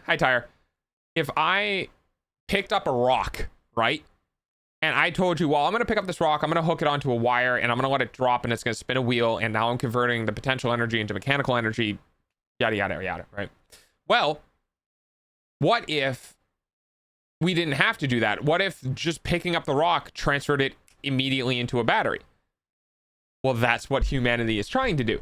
The only reason this exists, the only reason why a setup like this exists, is because we don't really have decent enough capabilities of just letting some human being crank as hard and fast as they physically can for like 3 seconds and then be done.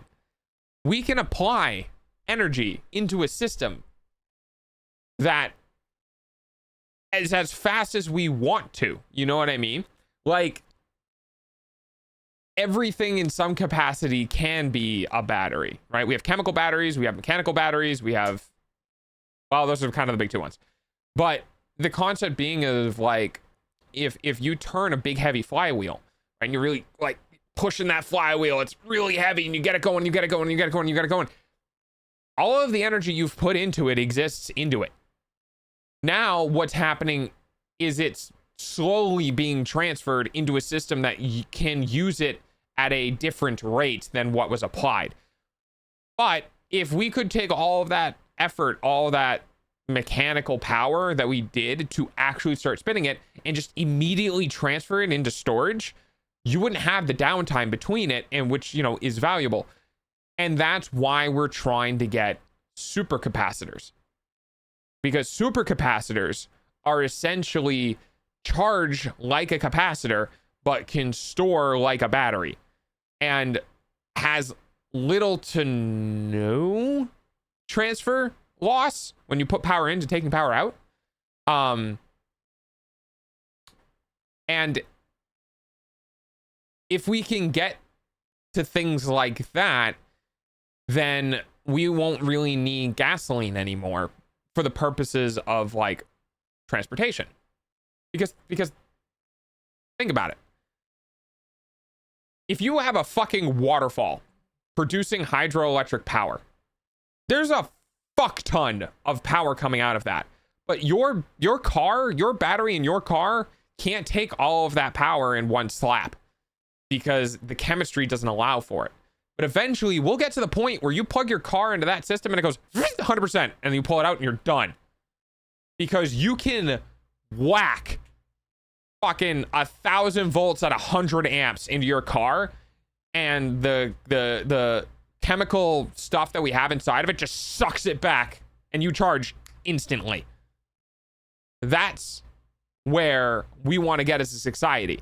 We want to be able to take mechanical energy and put it into a form of chemical energy as fast as we can, because chemical energy can be more readily stored and reused.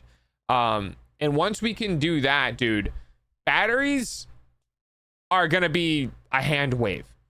You walk by something, you put your phone down, it goes 100% and you walk away and you're done. That's what we want to get to. We want to get to that with cars, airplanes, right?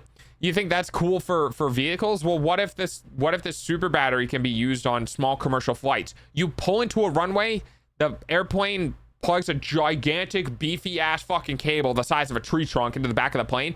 You hear a humming sound, a terrifying humming sound, and then 10 seconds later you unplug and that plane is fully charged to go all the way across the United States.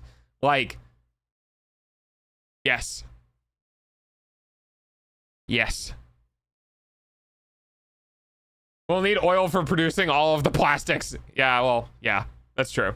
But it's just, all this shit is really fascinating because all this is doing is just taking mechanical energy and turning it into, you know, electrical energy, and the process of doing that in a way that fits the envelope of the receiving end.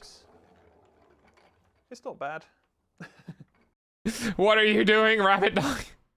So if any of you want to build your own hand crank generator for I ate a lot of Thanksgiving today and I said, fuck it, I don't want to think this stream. And then I proceeded to go down an electrical rabbit hole because it's super cool. Because electricity is super cool. Your phone or powering anything else. The 3D printer files for this. I'd love to get one of these and make my own. Link in the description below, which will go. Such a good way to do stuff. And all of the information about. Also, 1 pound of fat is 3,500 kcals, I believe.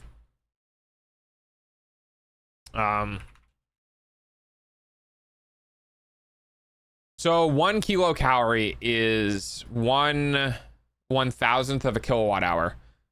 So 1 pound of fat. Okay. 1 pound of fat. All right. Is the same amount of power as leaving a 400 watt solar panel in direct sunlight for 10 hours. Okay? I'm gonna repeat that. 1 pound of your fat has the same energy as leaving a 400 watt solar panel in the sun, direct sunlight, for 10 hours.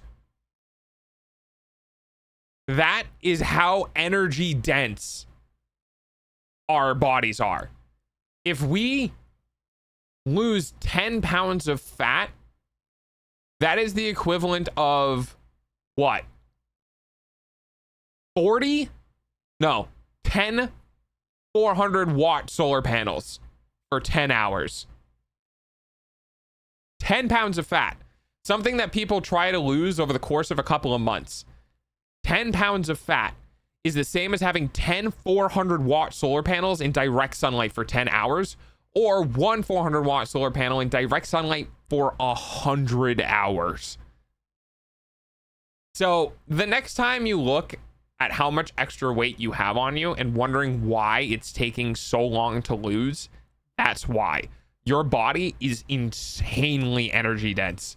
Unfortunately, right? Unfortunately, because you can literally move your legs and run a generator just like this and produce a kilowatt hour and realize that you only burned 25% of a pound of fat. So if you're really curious and you have the capabilities of like gym equipment telling how many watts you've expended in energy, you can do a direct conversion. To burn 1 pound of fat, you need 4 kilowatts of energy expended. That is a lot of energy. Fat acquired to save my friend tomorrow. Yeah, it's, I just think it's very funny because people, they forget how efficient our bodies are. And unfortunately, because of our body's efficiency, it just takes so long to lose weight. Now, if you're someone, this is gonna get kind of nutty. All right, let's imagine, if you will, this is an extreme case, but it's still a fun thought, like play thought, thought experiment. If you're somebody who loses 200 pounds, kcal 4.8. Yeah, I just have a calculator online. If you are somebody who's heavy set, let's say you're like 500 pounds or something like that, and you want to lose about 200 pounds. To put that into perspective, that would be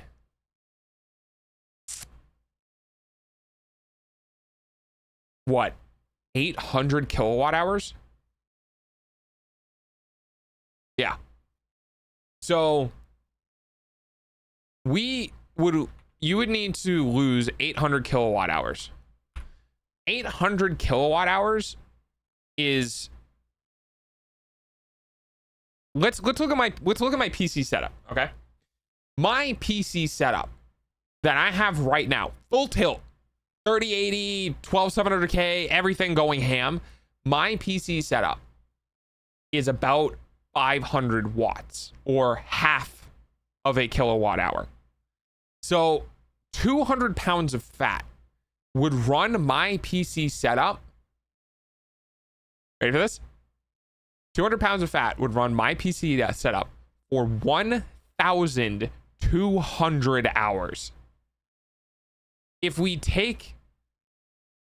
just say I am streaming, okay? 1,200 hours. If we divide that by 4 for the amount of hours that I stream in a day, if you lose 200 pounds, the amount of energy you lost would be able to power my PC for 300 streams. It's actually insane. 300 streams for the amount of weight 200 pounds has in just energy. Almost a year. Yeah. Almost a year. So it's, if you want, you could legitimately power an entire home for 2 months. You would have to use, I think my father, hang on, and this is pure fat, right? Yes, this is pure fat. My dad sent me a it's almost time for Dog Charlie payment using your eyeballs. My dad sent me a document, a picture of the power bill at my mom's place. Let me go see if I can find it to give you guys an actual accurate real world representation. So give me 1 second. This might take a second. I'm just going through the images. No.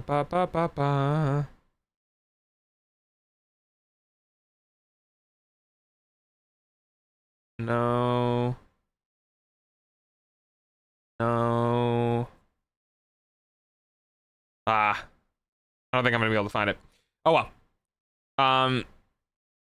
It's a lot. I think my e-bike, 84 volt, 74 amp hours.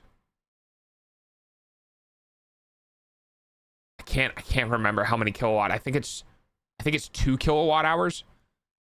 I could charge my e-bike from dead to full. What? 400 times. It's insane. It's just fucking insane. Anyway, sorry, I got distracted. Chemical energy is both potential and active energy, so love, hate, and live. Yeah, basically. We aren't accidentally burning our muscles. We can. You actually can burn your muscles. It's a very... You have to be extremely active, and I think your muscles technically...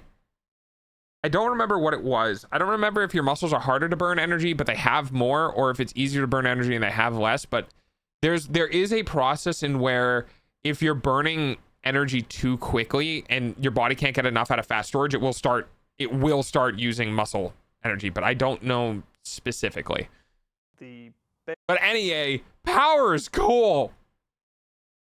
Power is super cool. I love electricity. It's dope as shit. And I'm very excited for my generator. Can you tell?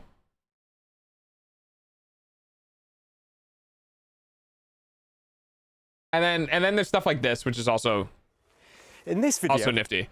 So this is probably just a battery hooked up to an inverter. Oh my god, he built it out of his own fucking 1050 cells.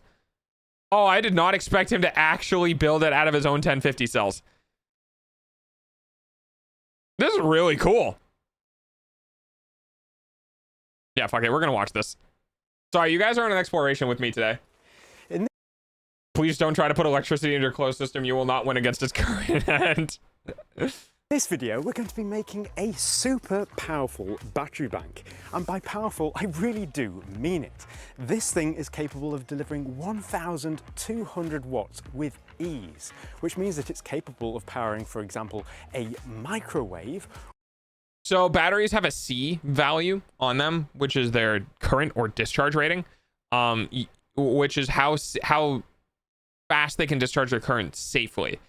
So what's interesting about this so far is that he's just saying, well, it can deliver 1,200 watts, but we don't know how long it can do that because different cells of the same capacity have different discharge ratings. Often the more pricey the cell, the faster they can discharge safely. But I want to know how much potential energy can be stored. My coworker casually builds battery banks in his spare time. Thank you for accidentally helping me learn more so I could talk to them about their hobby. You're welcome. 200 watts with ease, which means that it's capable of... I looked into doing a lot when it came to building batteries because I wanted to build my own e-bike. So I learned a lot about cells and how to manage them and stuff like that. And this is really, this whole system he has right here is actually really cool. I would say there's probably, I don't know, rough guesstimation, 1,700 to 2,300 kilowatt hours. Powering, for example, a in this battery and laptop at full speed while powering several lights with still plenty of headroom to spare. Wild. Again, so this is, as a hobbyist electrical engineer, this is not really that impressive. This is just this is visually impressive for a YouTube video, but this is not really that impressive in general because it's just about what the cell rating for discharge is and what your BMS can handle. And a BMS, for those who aren't aware, is battery management system. A BMS is the brains that controls charging and discharging batteries. It's often the things that have the low voltage protection, overcharge protection, the temperature protection, all that sort of stuff.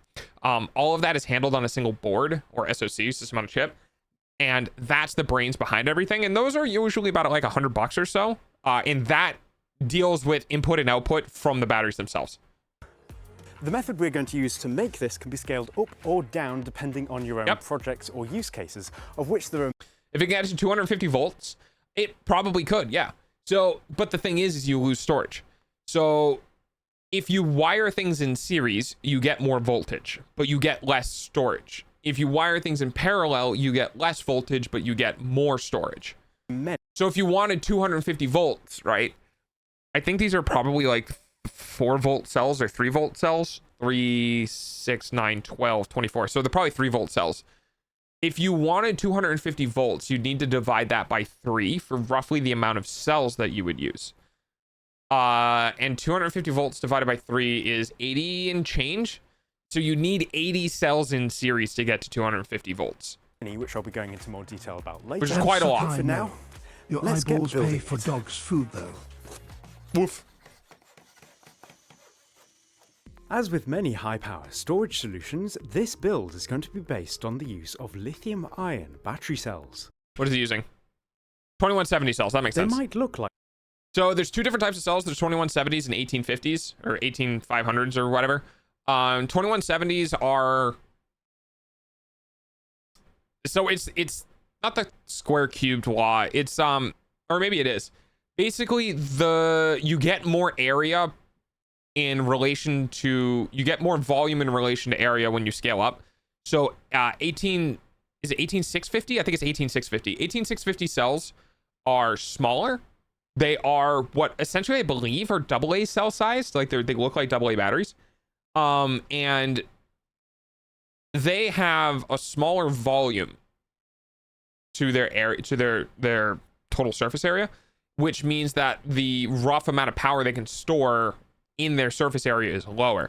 So 21700 cells are used in stuff like car batteries and like big beefy power hungry stuff, because you can hold more power in the same amount of volume with less cells. Like the standard AA battery we're all familiar with, but they're actually a lot larger and have a Oh no, 18650s are bigger. Okay, well there you go. Completely different internal chemistry that allows them to be recharged hundreds, if not thousands of times. They do need to be handled with care though. Unlike a AA battery, lithium-ion cells like this are capable of delivering huge amounts of current. Do we have a... So right there, so you can see 30 amps.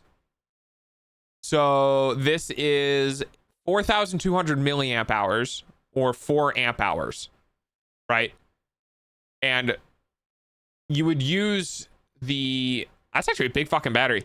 You would use the amp hours and the voltage to determine roughly its kilowatt hours.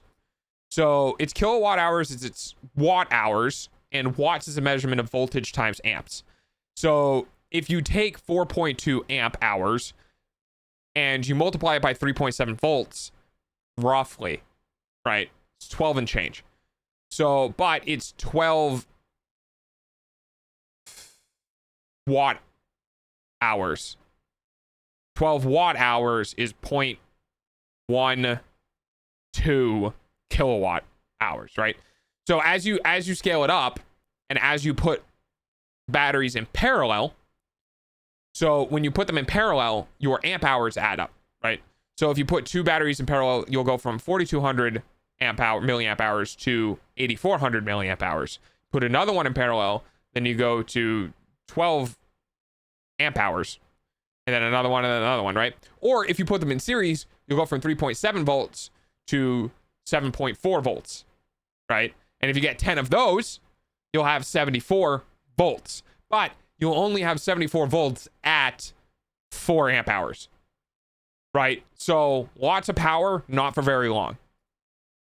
Which means that if they get shorted out, they can rapidly heat up to an extreme degree, and even begin venting and become a fire hazard. That's why anything you build with lithium cells needs to be done with high levels of care and attention to safety. And while I'll be showing you the best practices as far as my knowledge goes, anything you copy from this video is done entirely at your own risk. Yep. I've ordered a total of 84 of these lithium cells for my build, as my intention is to wire up 12 sets of them together for a So that's 12 times 3. So it's either going to be a 36 or a 48 volt battery. Total of 50 volts when fully charged. Oh, well, when fully charged, yes. So it's probably 48. Each of these sets is going to individually... Because hi, Deadbone. The ratings are nominal ratings. And a nominal rating is basically the center of the charge state of the battery. So, for example, I have an 84 volt battery in my e-bike. But the 84, it's a 72 volt battery. The 72 volt battery is nominal. That's what it would be classified as the middle of the range. It can store up to 84 volts of power and then discharge down to 60 volts of power. And so each cell itself has its own rating of 3 point whatever, right? So each cell can go in a voltage range between its top end charge state, which is probably like 4 point something volts, down to its bottom end discharge state, which is probably something like 3 volts. Be made up of. So when he says fully charged at 50 volts, that's not its nominal capacity, right? It would be, it might be a 36 volt battery. Well, he said 12. Hang on. We can do this math. Misk, knowledge CAD, up to 1,000 to be recharged, hundreds. 3.7 times 12. So yeah, it's a 36. It's a 36 volt battery. Means that if things to be done as far. But it's technically 36. I've ordered a total of 84 of these lithium cells. 3.7 times 12. When fully charged, is to wire up 12 sets of them. So if we run that through a calculator, that's 12 times 3.7. So that is 44 volts nominal, 50 volts charged. It's a bit weird. But yeah. Together for a total of 50 volts when fully charged. Extinguish the fire, get that shit off. Wow, Brandon died. Yeah. Yeah. It's because it's self-oxidizing. It's going to individually be made up of 7 parallel wide cells. So this, okay. So we have this voltage in this line here. So this is what's known as S and P, or series and parallel. So your series is how much voltage you're going to get.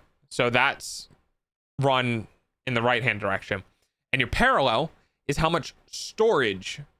I think cooldown is 5 minutes. And is how much storage capability each cell has. So when you run,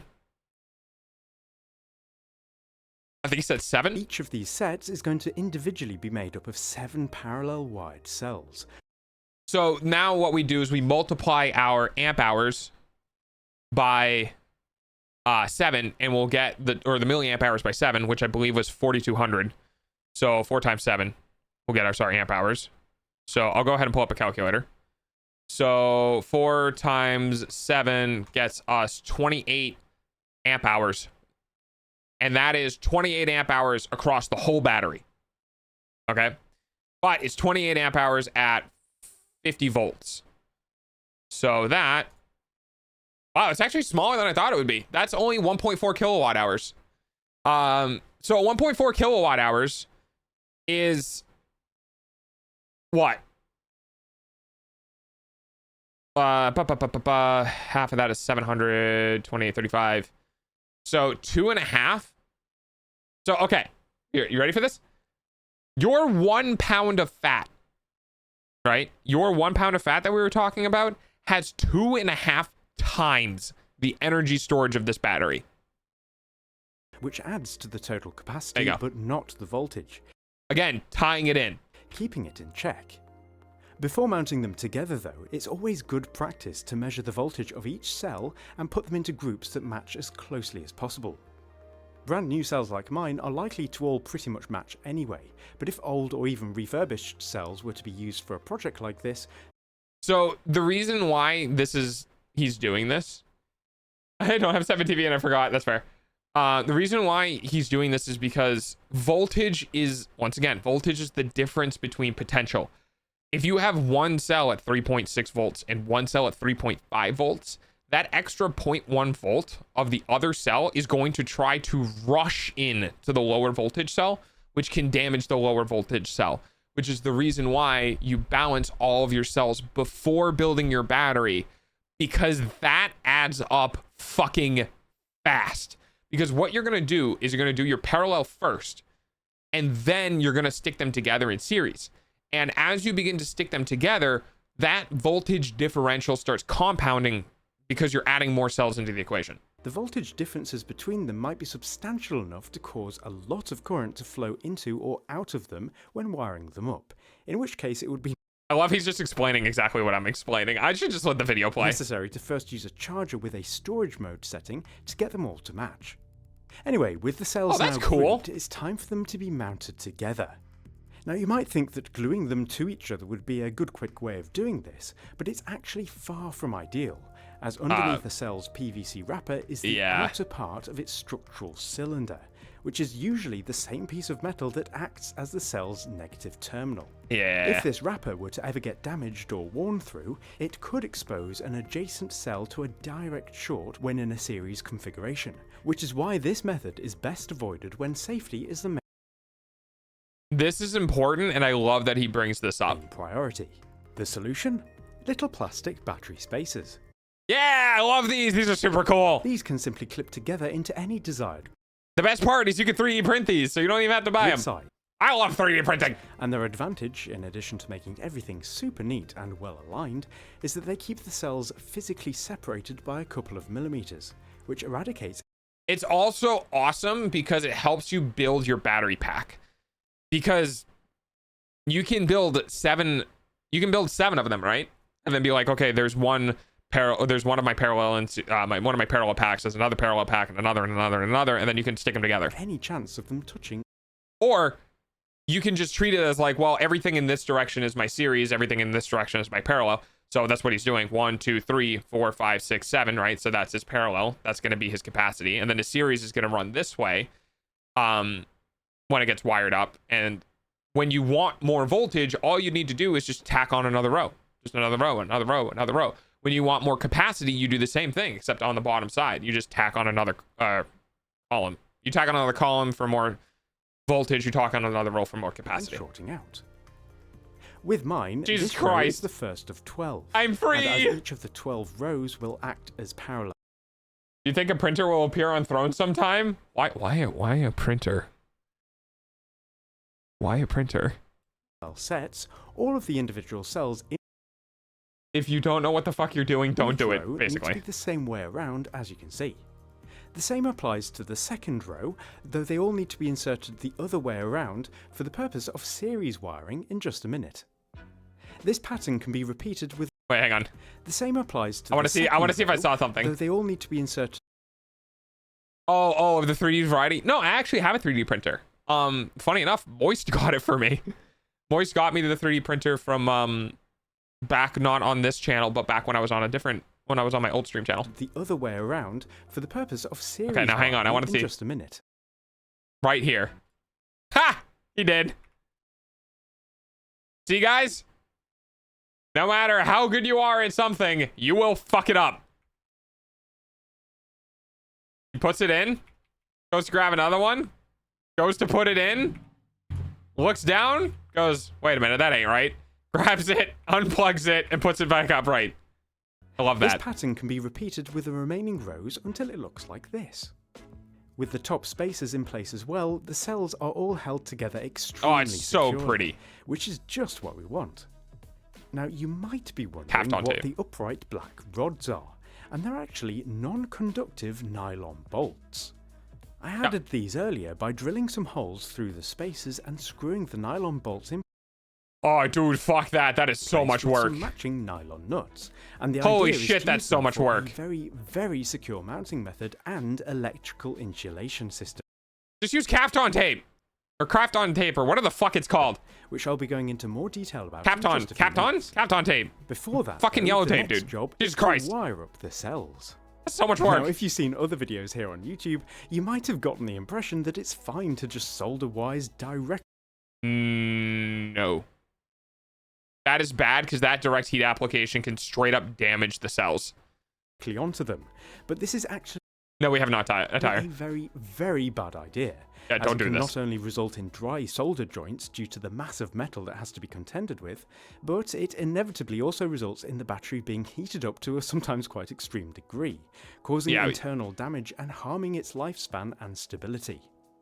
A much, much better method is to instead use what's known as spot welding. This still has its own dangers.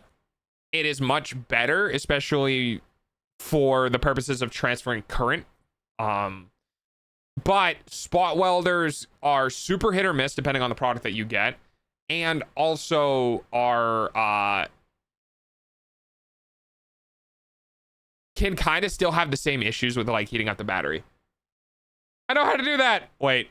So you'll see in a moment. It's really cool. You'll see in a moment, Puds. Which let us not put heat onto something that does not like being set on fire. Yeah, exactly. Conducting a low voltage, high current between two pegs to weld a nickel strip directly onto the cell's contacts. If done right, it results in the nickel strip being very well secured to the cell. That you only need to do it twice, and even twice is overkill. You don't want to do it more than that, because if you do it more than that, you're running into the same issue you have with the soldering, where you're heating up the cell because you're constantly hitting it with a lot of energy. And as the welding is so brief, it doesn't have a chance to cause heat damage. For smaller builds, these cheap little battery-operated units can do an adequate job of this, but only with thinner nickel strips. As I want to use some pretty thick strips for mine for high levels of current draw capability. And again, you want pure nickel or pure copper strips, depending on the voltage. And this is one of those things where when you're going to actually developing stuff like this, you know, you research each stage, right? Okay, I have the battery together, now what? Well, now you're gonna put nickel strips on. Like, okay, what nickel, what density, how pure, what thickness, yada, yada, yada. And you'll figure out, you know, the needs for your specific use case. And in this case, if you want a high discharge, you need a big medium to low resistance to reduce the amount of heat. I'm going to be using a much bigger one. And this is exactly why when you start doing your own batteries, you you start doing a lot of them, because these are like $300 a pop, and they're really fucking cool and really fucking fun to play with, but I haven't had the chance to do it. But making your own batteries is really satisfying, and honestly, I want to make my own batteries for my own solar structure. Unfortunately, I will be using lithium iron phosphate batteries, not lithium ion, not like a lithium polymer battery, but a lithium iron phosphate. And they come in their own cells that like you just put together with, you're not welding anything. You're using like bus bars. You're using these big chunky boys that are screwed on with bolts, not welding little tacky things. Welding unit instead. Also, it's pretty cool because you can see how this one has a set distance between the prongs, whereas the other one you had one in each hand. Yeah. This does basically the same job. Much better quality. More settings and has the ability. So you can tell right here, that you can set how much power is actually going through, and you can set it to exactly your specific like density of strips. So much better, because it's much less likely to actually damage your cells, and it's much more likely to have a good, nice contact just before it would get to the point of damaging your cells. Burst welds your battery cells. And of course has a higher power capability. A lot of care needs to be taken when welding these strips in place though, as one wrong move or even just dropping a strip on top of the exposed battery contacts could be disastrous. So if you ever build something like this yourself, make sure that there are no distractions around. Yeah, so lots of energy and cells that can get rid of them very quickly. Be careful. Even music. You also set the time to pass the current through the weld. Yep, yes you can. And quadruple check every placement of each strip before welding them to the cells. To keep things ordered, you're probably best off doing one end and then the other end and then doing stuff in the middle. Yeah, you just need to be careful. I've welded up all of the parallel connections first along the negative terminals of each row, with the top end of each strip being folded over the side for easy wiring of the balance cables, which I'll... Oh, I see. It's these things here. So you can see, that's really cool. In just a moment. With that done, they can now be wired up in series to add the rows together. This basically results in a current path that flows from the left negative side of the pack into the next row and so on, winding through to the positive side of the pack where it adds up to 50 volts at the final positive connection. Thanks to the folded 1, 2, 3, 4, 5, 6, 7, 8, 9, 10, 11, 12. tabs, they can be used to monitor the voltage of each parallel row. This is important which is because cool. lithium cells should never be overcharged or over-discharged, and if one of the rows were to have a slightly different capacity to the They need to be others, balanced. a voltage difference would eventually appear, and it would get amplified over several charge and discharge cycles.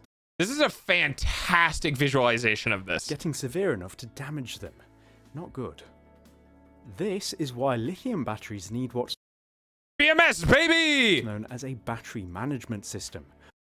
JK BMS? No, that's just a rebrand. JK BMS makes BMSs that look like this. I'm sure this Apex is just a rebrand Or of it. BMS for short. They're available in many different sizes for a variety of Did they mess with the capacitance of this thing? The capacity, I did the math for the capacity. They haven't told us yet. It's 1.4 kilowatt hours. use cases, and can not only Why are we watching this again? Because the dog doesn't want to do anything today because it's a holiday and I was full of food. provide various power handling features. So now we're just watching electricity things because yep. Features such as overcurrent Thanks for the pets. protection, but thanks to balancing, Energy may it bring can keep each over. of the cells No, it's not really React. I mean, it kind of is React, but it's not really React. I'm just sharing my rabbit hole. That sounds wrong. cell rows at matching for a variety of use cases, or BMS for short. There are Now, what's important is you get the right BMS for what we're doing. So you can see over here, you can see this one is marked here, 12S. So that means it's rated for 12 in series. Don't be a fool. Always fuse your charge port. That is very funny. You know, there's the 16 series, and then there's 18 series and 10 series. And the reason for that is basically what this is going to be wired up for. How many contact wires are going to come out of the management system to the battery. So it's important to match up your BMS to the number of batteries you have in series. Now, a lot of the times these BMSs come in because cells themselves have a predetermined voltage of like 3 something volts, right? And battery capacities are normally like 48 volts, 72 volts, 36 volts, 24 volts, or like 12 volts. There's very common voltages for batteries, and because there's common voltages for batteries, and because batteries have common cell capacities, that means it's common series, right? So you can have 10 series, 12 series, 16 series, 18 series, there's 24 series, and so on. So you need to make sure you get the right BMS for the amount of cells you'll have in series too.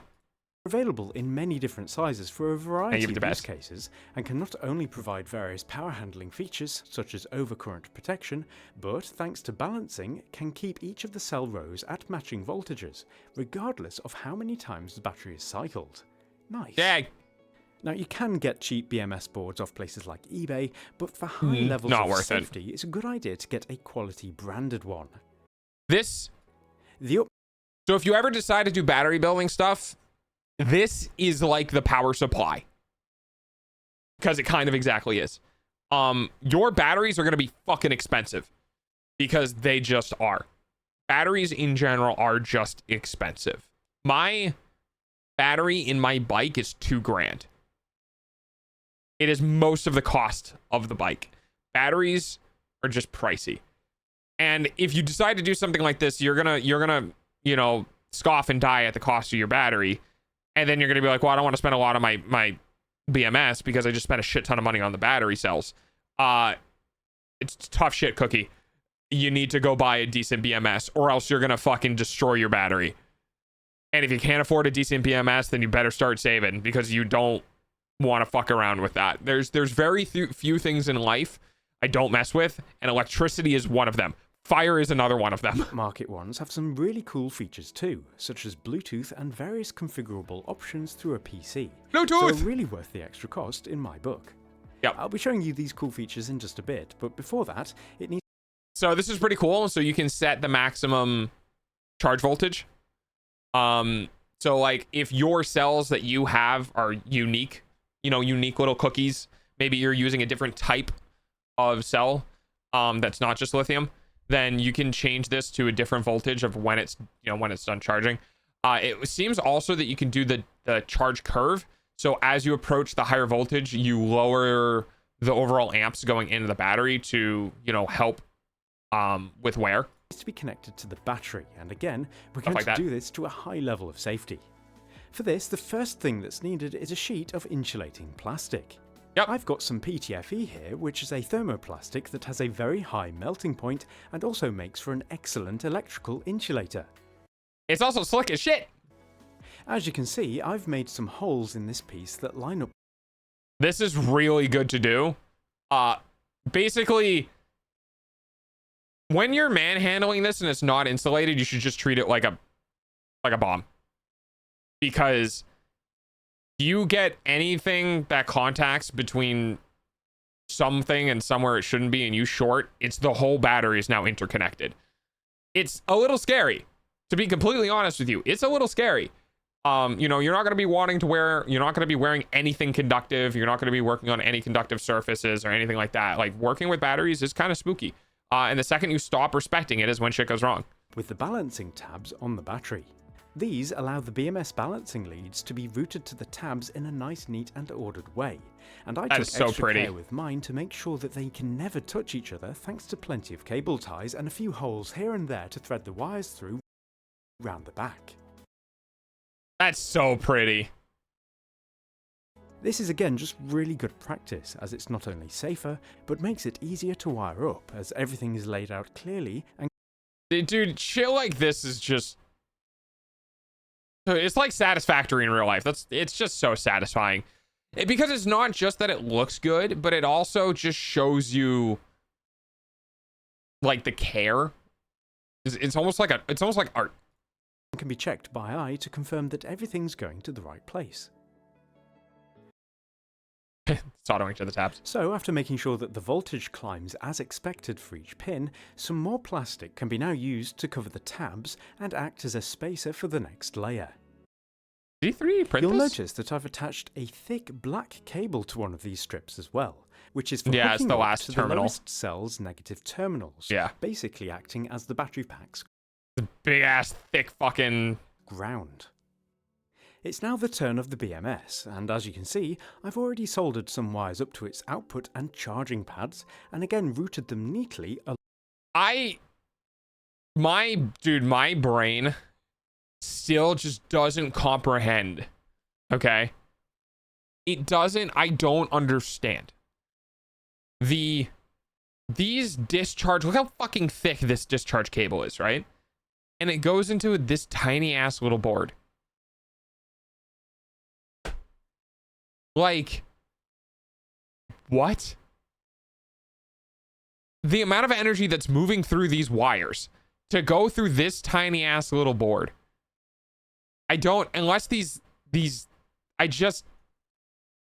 volume of conductive material changes and it does not make sense in my brain. Already soldered some wires up to its output and charging pads, and again routed them neatly along the sheet it's mounted to. This sheet covers the internal balancing leads nicely, and once it's screwed in place, again using nylon nuts and bolts, the positive input and negative input can be soldered up to the battery, after which the balancing leads can be clipped in place.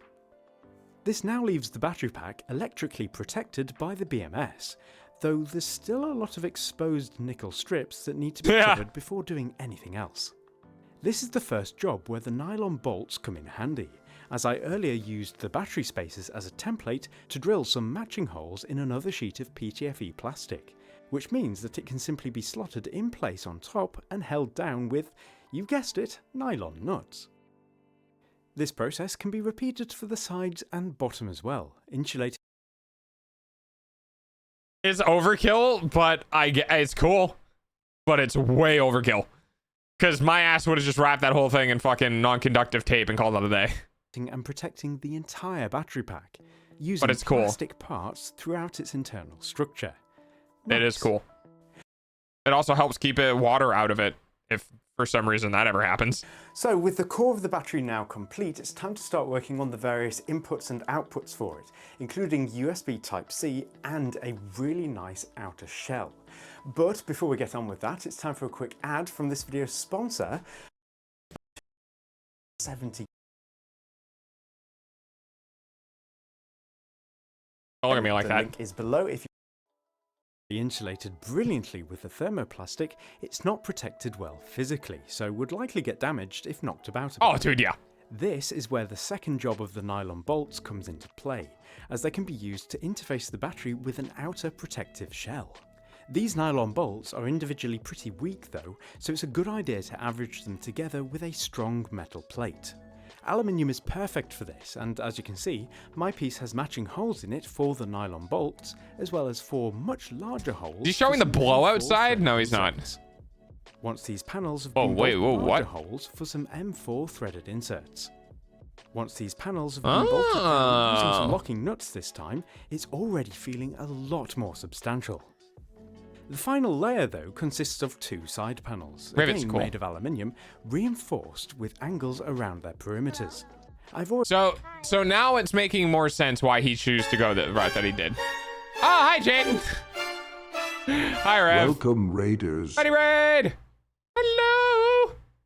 Welcome on in Raiders. I am a tired dog. I had a lot of food today. And apparently to calm down and relax, we're watching weird electrical engineering videos. Well, not weird. I'm watching a man make a battery. Because it's cool. Don't ask questions. I don't know. Just listen to the funny man in the background and make the funny sounds. This is what my stream is. Hi Jaden, how was your stream? What'd you do? Was it fun? Yeah, it's super fun. We earlier in stream we went over wireless energy transfers and wireless energy fields. We went to mechanical like hand crank on how magnetic fields create electricity. And then now I'm just I'm watching a man make a battery because I found it in the featured video section and I went, well, I guess we're watching this on stream now. Hi Fox. But yeah, how was your stream? What'd you do? Already carefully added threaded inserts to them and mounting holes here and there, but before screwing them in place they definitely need some sprucing up with some vinyl wrap. This is a great quick way of giving them a manufactured look, and will go a long way to making the battery pack look aesthetically pleasing, an important factor in any DIY perks project, I'm sure you'll agree. Mounting them to the battery is just a case of screwing them to the really cool, inserts that were just added, making it very secure indeed. So with that done, some small fans can be fixed to the top to push air through this upper chamber. This is important as the power delivery circuitry will be housed here, and the air movement will keep things nice and cool. It's a what now? Wait, the BMS was definitely not here. So what is circuitry? Push air through this upper chamber. This is important as the power delivery circuitry. Is it a different part of the BMS? I don't know. Maybe we're missing something. Aesthetically pleasing, sir. I've seen your choices of aesthetics. I question it. Well, I mean, it's not like, you know, me engineering levels of crap aesthetics in which I would have just thrown look, see, there's the Kafton tape. There it is. I just would have wrapped the whole thing in this. Oh, I hit mute by accident. Nice and cool. For neatness, the panels that cover these areas not only have the same white gloss wrap applied, but also have some nice oak edging screwed to them as well. The same formula can be repeated for the bottom plate, which has some rubber feet applied, and the other side cover, though this one has an air outlet for the fans and a charging port which is connected directly to the BMS's charging input. Yeah, but what type of connector is that? This is looking really good, especially for a battery. Did he really? Good looks it's all got to be trimmed. Functionality to go along with them, which means that it's time to add the power delivery circuitry and output ports. Is he just going to do a C13 the battery is capable of outputting a maximum of 50 volts, which is great for some applications. Yeah, it's a max of 50 volts, but it's not going to power 120 volt. Wait, it's not going to power 120 volt electronics. Applications, which I'll go into more detail about later, but for a lot of use cases, it's simply too high, so needs to be regulated to a more useful level. My plan for this is to use some voltage regulators which can take the 50 volts and reduce it in an efficient manner to pretty much anything I want. I'm using 3 of them to achieve one 12 volt direct output, one 24 volt direct output, 36 by combining, one 24 volt internal rail that I can use for USB power delivery. This internal rail might seem quite high for USB charging purposes, but the main power board I'm using is a fairly special one that supports Quick Charge 3.0 at 24 watts per port, so can take up to 32 volts in its input. Jesus Christ. I mean, that's cool as shit. Jesus Christ. As for USB types. Oh yeah, by the way, the days of all USB charging devices being 5 volts is long gone now. Quick Charge just went, hey guys, what if more volts? And everyone went, okay. See, the only device I could find that provides full 90 watts power delivery from a DC input was this car charger, which can happily also take 24 volts.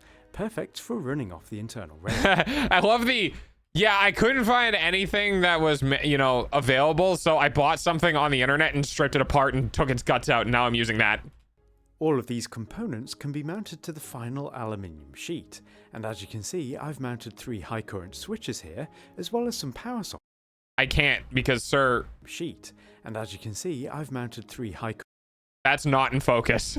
current switches here, as well as some power sockets for the various voltage outputs.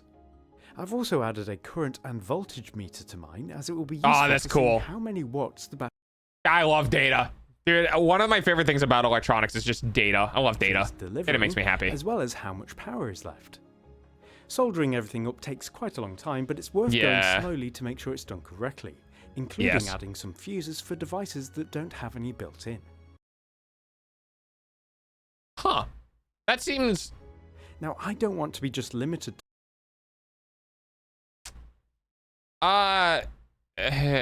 you know, for everything you've done here, not having a box for the fuses seems like a missed opportunity. Like, you have all these fancy things and then you just straight solder the fuses on, so if something does happen, you're gonna have to take the front off, you're gonna have to undo the heat shrink, you're gonna have to rip the fuses out like that. I don't know, man. That just seems like you could have had the fuses in a board that you plug the fuses into and label the circuits, and if they pop, you just pop the fuse out and put a new one in and fix it. I don't know. Power through the voltage regulators, as they have a total power limit of 200 watts each, which is where some of these Dean's connectors come in handy. They're capable of high currents already, but to be extra sure, I'm using 2 of them together, with the internal 2 pins acting as the positive connections and the outer 2 acting as the negative connections. So the orientation doesn't matter, as they can be plugged in either way around, just like a USB Type-C cable. I mean, that's pretty cool. Cool. This is to be hooked directly to the output of the BMS, which means that I'll have access to the full 50 volts coming off the battery. So it's going to be very important for super high power devices. With everything wired up, it's time to hook it up to the output of the BMS, using plenty of heat shrink to keep everything secure. Heat shrink, With this I love top heat shrink. panel finally mounted in place, Makes me happy. It looks absolutely fantastic, especially that is gorgeous. For a battery. But as it's so heavy, it's a bit awkward to move around. So the final it's basically just a chunk of metal. I have some thick leather left over from a previous project, which is perfect for making this out of. Winding a thin strip of it around a larger loop makes for a nice grip, which can be held in place by threading it through two straps. Wow! This makes for a very strong fancy handle that feels comfortable to hold thanks to the soft leather, and it looks really nice as well. I don't know how much I would trust these things to bear the entire weight of the battery, even across 4 studs, but it looks pretty good. However, before using it, the BMS needs to be configured to tell it what kind of batteries it's looking after and various safety parameters. Right, because while this can be done via USB, I added a Bluetooth module earlier so I can connect wirelessly to it from my laptop to make the necessary changes. I like being able to check event logs from here to see how it's been performing, as well as monitor the balance voltages in real time. Super cool. So with that, balance. So it's curious. These are reading 4 volts. You might be like, "But dog, what about all the other batteries you put in?" Well, because the batteries are registered, he has. You can see this here is 4 volts, 4 volts, yada yada yada. So that's our 12. You don't actually see any of the other batteries because all of the other batteries, the way they're wired into the system, is they're just additional storage. So they don't actually change the voltage. So when you look at the overall voltage of each one, the cells within that line all balance each other because they all kind of overflow into each other. The series cells don't. So that's why they need to be balanced against a BMS that can read everything. So when you're charging one section of the 7 batteries, when you charge one of them, it just kind of spills into the rest of them down the line. So they maintain their own somewhat regulated balance. Now that can change if one of the cells goes bad. If one of the cells goes bad, you lose capacity within it, and then a bunch of funky stuff starts happening. Voltages in real time. Super cool. So with that, it's time to have some fun with it. After giving it a full charge with a lithium charging brick, it's got enough juice for the big test, which is to power a microwave with it through a mains voltage inverter that's powered directly from the high current Dean's connectors. So my guess is he's feeding 48 volts into, yeah, okay, I understand what's happening now. He's feeding 48 volts at whatever amperage. So as I told you guys before, watts is volts and amps. And realistically, you can convert from amps to volts because you can supply a certain amount of wattage, right? So for example, if you have 48 volts at 10 amps, you have 480 watts. If you have 480 watts and you want to convert that to 120 volts, you only have 120 volts at 4 amps. So you can exchange for a higher voltage, but you kind of need the amperage to back that up. For example, if you want 1 amp at 120 volts and you have 48 volts, you have to give at least 3 amps of 48 volts in order to do that. So when I was confused, when I was like, well, how is he gonna step it up? He's basically using a whole other tool outside of the battery to do that. So for example, in Pudsy's case, when Pudsy was apping, well, can it do 240 volts?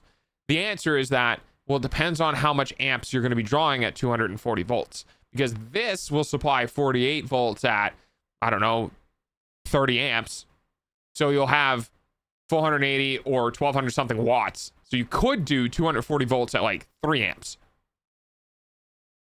What, all these names and terms feel arbitrary? Because people. Sure enough, it works a treat, and while it's super weird to be outside and have a hot meal in minutes, it's a great reward to see it in action like this. Now, it's not actually as gimmicky as you might think either. Imagine going for a long day out in the countryside and wanting to have a hot meal in the evening. With this, it's totally doable, and can or you just charge your phone a fuck ton of times, which means you can feed several people if needed. You can even use it to I'd be able to weld with a sparkler at 3 amps. Yeah, so this particular battery would be, God, I don't remember how to measure safe discharge. We'll take a peek at it in a second. Battery if it goes flat, for example, and after a few minutes, you'll be able to get going without calling for assistance. Not bad. The uses for something like this really are limitless. Want to go for an extended camping trip?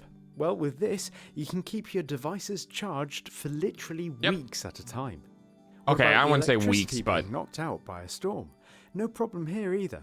You can keep essential utilities like a fridge freezer going for almost 2 days, keeping its contents from spoiling. And of course, what about the obligatory outdoor gaming? Yes. Very cool. Okay. So we're going to go ahead to figure out the discharge rating of these cells. So these are,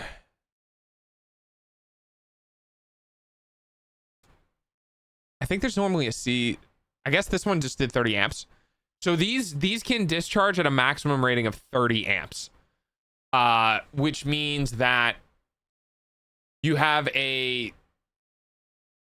now, of course, this is also barring the capacity of the BMS and the capacity of the actual electronics you're hooking it through. But you would have 48 volts at 30 amps. So,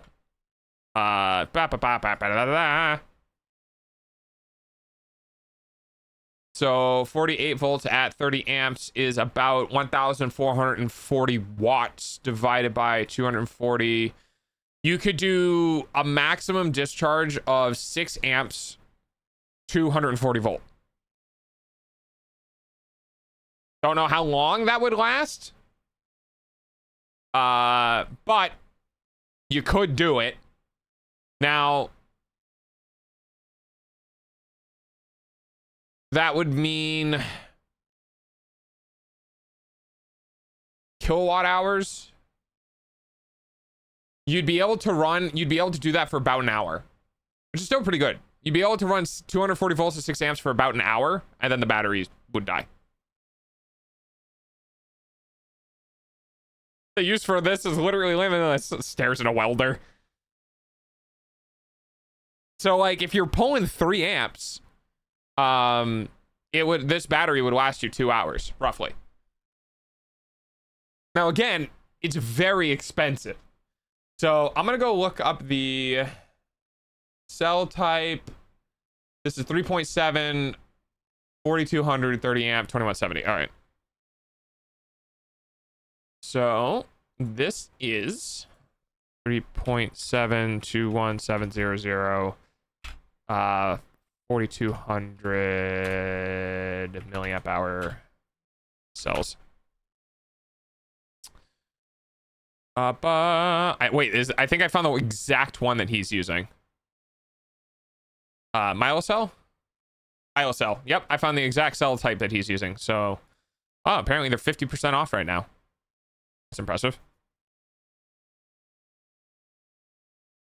So these go for $9 per cell. And these ones though are rated for 45 amps. So these are not the exact one that he's using. What is he using? Oh no, he's using P42As. So let's drop this down to see if we can find. No, they just have the 45 amp hour. All right. So we'll average. This is on sale for 50% at $44.50 per cell. Its normal cost is $9. Let's average it out at about $6. So he was running 12 series 7 parallel. So you got 84 of them times 6. It's not too bad. That's $504 in cells.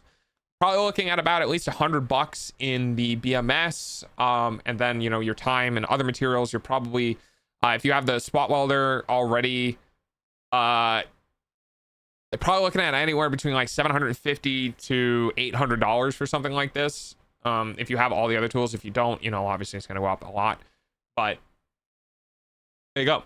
So probably looking at about $700 to make what he made. Is that expensive? Kinda. Is it expensive compared to, I don't know, a Jackery? No. Those fucking batteries and plastic cases that companies are trying to sell you, like oh my god, it's the generator, it's a solar generator. Like, no, this isn't a fucking generator. This doesn't make power. This stores it. It's a big ass battery. Shut the fuck up. What they're selling you is massively overpriced. You can get something for literally a third of the cost that has the same storage capacity if you're willing to build it yourself. Now, of course, obviously I'm not counting in the nickel strips, I'm not counting in the cell holders, I'm not counting in the Kapton tape or the case to hold it all or anything like that. But yeah, you could, if you want to run a 243 amp welder, you could do it for about 2 hours. Allows them 2 hours of constant pull, by the way, not 2 hours of usage. 2 hours of the welder being on. If you're only using 240 volts at 3 amps intermittently, then it'll last a bit. Okay, so yes, but Puzz is excited. All right. I'll go ahead and close this out. We got 40 minutes left to stream. Yes, I did start late. Yes, I'm still ending at 8 o'clock. I am tired and I want pie. I'm already confused. It's fine. On and working? Yeah, no, it would be 30 minutes and dead. No, it wouldn't be. That's what I'm telling you. It has 1.4 kilowatt hours of storage.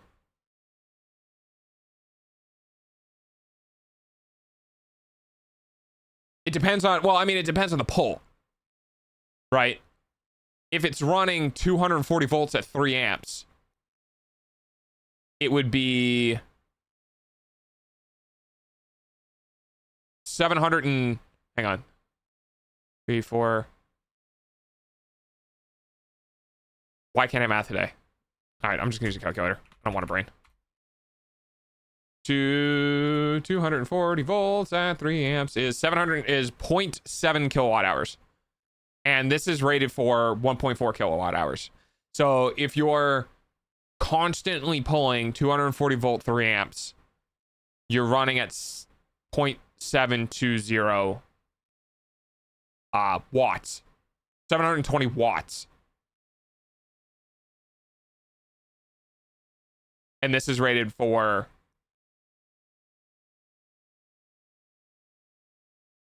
it's mind-boggling to me. This is making sense? Yeah. So the battery itself has a total capacity of 1.4 kilowatt hours or 1,400 watt hours, which means you're drawing 1,400 watts for an hour.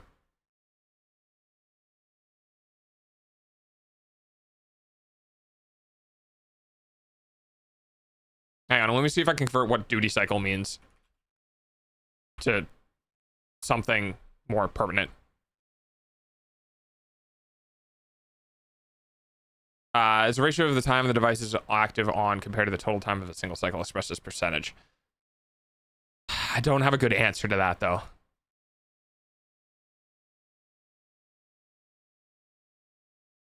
Oh, no, that's a 100% duty cycle. That's what I'm meaning. It's raw energy. 100% draw all the time. Because it's a battery. It is energy storage. So it's not, yeah, it's not something drawing energy, right? So a duty cycle is applied to something that pulls energy. This houses it. So when you're drawing 720 watts of energy permanently all the time, it's 0.7 kilowatt hours. It's 720 watts per hour. Yeah. So this energy is delivered at, now, okay, granted, there's still heat loss, right? So when you're converting from chemical energy to electrical energy, right, there's still some loss in heat, there's loss in transference, you know, storage isn't perfect, right? But when we're working with these values, we're working with pure values. So when you draw one, like if you're drawing 12 volts at 1 amp constantly, always, permanently, 100% of the time, that is what batteries are going to be rated for, right? So if you have a 12 volt battery at 4 amps, right? So when, you know, it's 240 volts, which is a lot of voltage, but 3 amps isn't a lot of amperage, right? High volts, low amps versus 120 volts at 6 amps, right? Which is technically the same amount of power. The battery bank has a total storage capacity of being able to do 1,400 watts of power for 1 hour, right? So if you're drawing 1,400 watts of energy, after an hour, you're done. It's almost time the battery for will be dead. And you can move that scale around, right? You can move that around in that, well, what if I only use half that amount of energy? What if I'm only using 700 watts, right? I have a 700 watt microwave, right? Well, if you're using 700 watts, you get twice the amount of hours because, you know, you're using half the amount of wattage. If you use twice the amount of wattage, so you're not using 1400 watts, you're using 2800 watts of power, you only have half of the time. So you'll only be able to run it for 30 minutes. So when you're using something like a welder, right, what we want to calculate is essentially how long the welder is on, right? So if the welder is on drawing its full load, for its full load can be supplied for X amount of time. So assuming that it's 243 amps, your welder can be supplied under full load for 2 hours.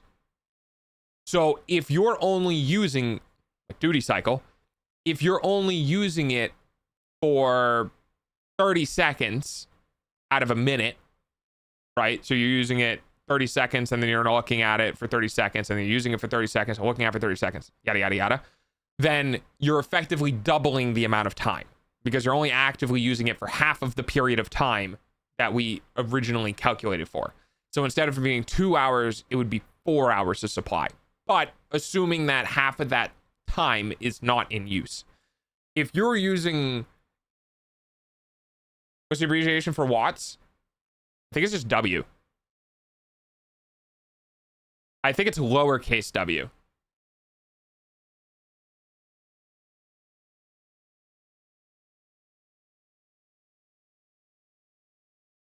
Yeah, I think it's uppercase V for voltage and lowercase w for watts. Hog is lowercase w. Thank you, Banana. Also, brain. So, essentially what it turns out to be, right, is that I can tell you it'll run your welder for 2 hours. No crazy alternatives, not that I'm aware of. It'll run your welder permanently on for 2 hours. If you're like, well, if I am not using my welder all the time, you know what I mean? I'm only using the welder for like, if I'm doing welding activities and I'm using it for actively 1 to 2 minutes per 10 minutes, right? That means you're only using it, if you're using it for 2 minutes out of 10, you're using it for 12 minutes out of 60. So, or 2 of 10 is 5. So you're using it 20% of the time, right? Which is a fifth, which means you multiply the battery capacity by 5, essentially. So instead of only getting 2 hours, you're now talking 10 hours. Not pulling additional charges, I can leave it on for 4 hours for the full battery charge. So if you turn, the idea to understand is basically if you turn your welder on, and you just leave it on, it'll run for 2 hours. Which I know is hard to imagine, but that is what you quoted, right? So the difference is that if you plug your welder into an actual meter and then plug that into the battery, it might be very different because I don't know, right? But what you quoted me, that's how it would work, is that you would leave it on, actively welding for 2 hours before it would die. Hi, Cryptic.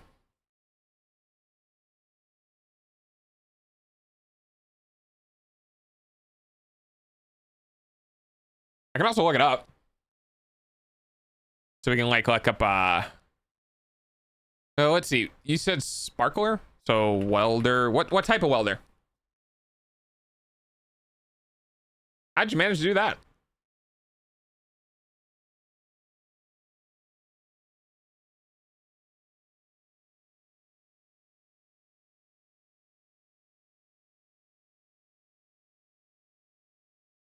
There's going to be some super hot batteries. Well, see, the thing is that that's actually, I think, half of its rated discharge. Because its rated discharge is 240 at 6 amps, I believe. 610?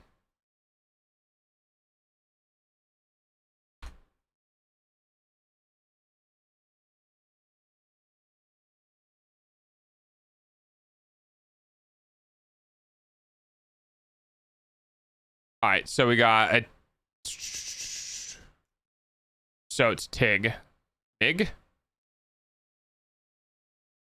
DC electrode. Okay. So we can find some information.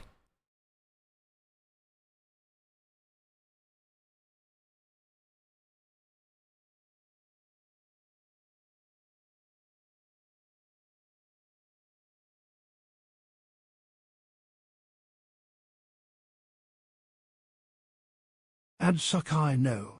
Your eyeballs pay for dog's food though. Yeah, so I'm looking at something and small welders, MIG at, I have no idea what this number is. Uses about 0.75 kilowatt hours, which is what we were roughing about. So you could be right. Frequency phase single, rated input is 20 kilovolt, rated welding current is 300 amps. Around 85 amps. I run these at about 80. Holy shit. Okay. Yeah, that's very different. Okay.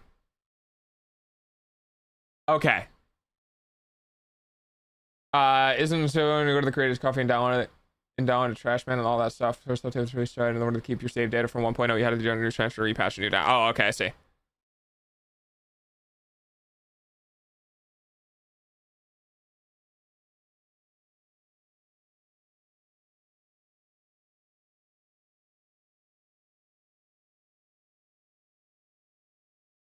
I have a stat sheet. Let me look. Okay, so it depends on the type of rods you're using.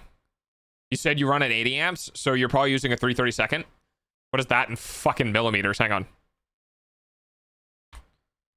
Almost 2.5 mil. And now I can't find the actual save. Oh, that's... I mean, I don't know what to do for you, buddy. Okay. So, in that case, we're looking at drawing like 80 amps at 240. Which, no way in hell... No way in hell is that battery running that thing. Which is why I was confused. Because I was like, I don't know, man. 3 amps doesn't seem like a lot for a welder. Oh, okay.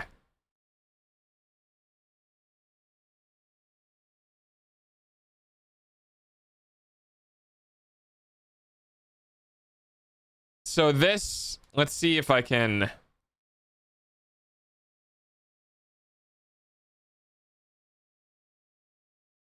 I'm gonna see if I can figure out the actual power draw. Let me take a look.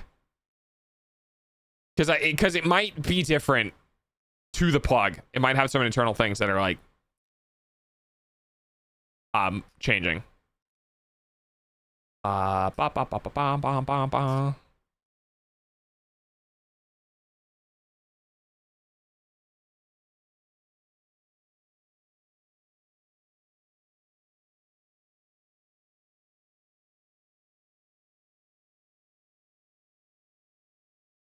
Comes with a 400 watt hour battery, which is not a lot. That's 0.4 kilowatt hours. This battery had 3 times that, so it might be doing something funky. It might be doing something funky. Hang on, because it might be stepping down 240 to something lower at a higher amperage. So give me a second. Venture 150S.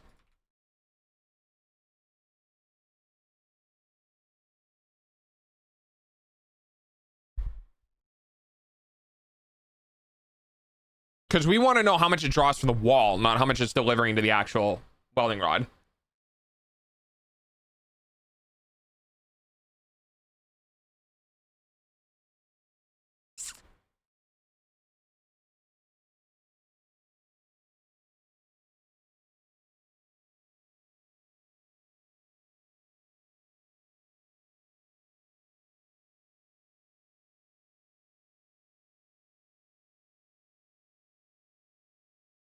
Oh, interestingly enough, this one says it comes with a battery. So, like, Battery voltage is 57 volts. So how long does that run? Because that'll tell us roughly. Yeah, because the one that you linked has a battery with it, and it's 0.4 kilowatt hours, which this battery that we just made, that was just shown on stream, was 3 times that capacity.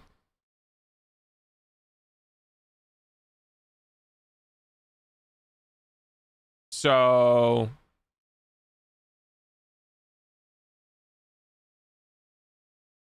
let's see.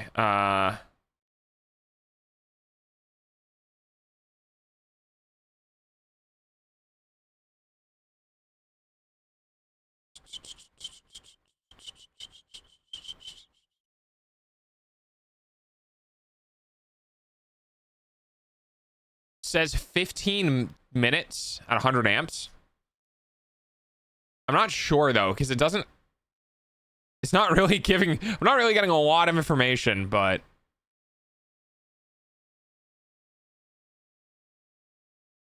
let's see if I can figure out something here.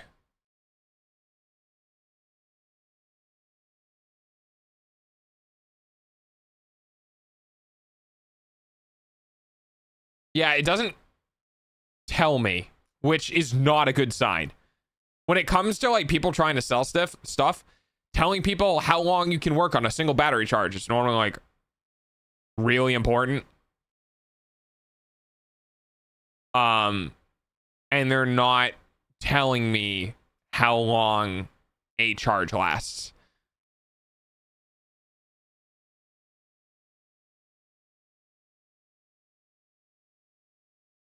Battery voltage.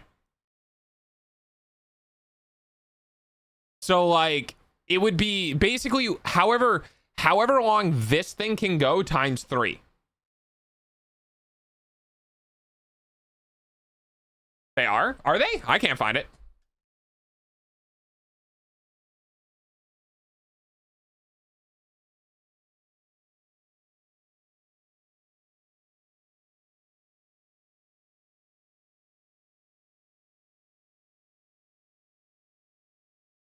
They're telling you that it depends on the power output required.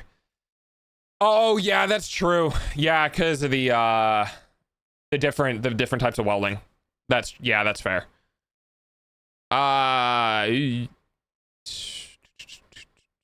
but the problem is that like I'm not getting amps is only one part of the equation. I could run 1 volt at 150 amps and I would use basically no power. You know what I mean? So I guess it depends on what's the amperage of TIG welding, or what's the voltage of TIG welding. DC TIG. Okay, let me figure this out.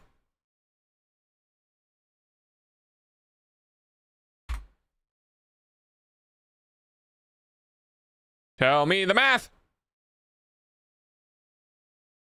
No, I don't want the amps. I want volts. Motherfucker. There's other things in electronics. Give me a volts. Because my stick is different than my TIG. My TIG takes up so much power. Yeah.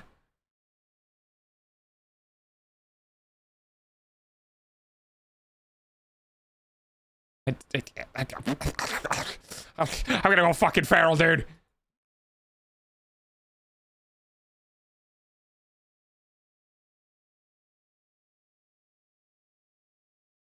Thank you. The standard welding voltage for TIG is typically between 10 and 25 volts. Thank you. That's all I wanted to fucking know. So, that is way less than 240 volts. So, at, 100 amps, right? It's fuck, if it's 20 volts to 200 amps, it would be 4,000 watts. So 4,000 watts is quite a lot, but okay, wait, hang on. This is good to know. So you said you run at 80 amps?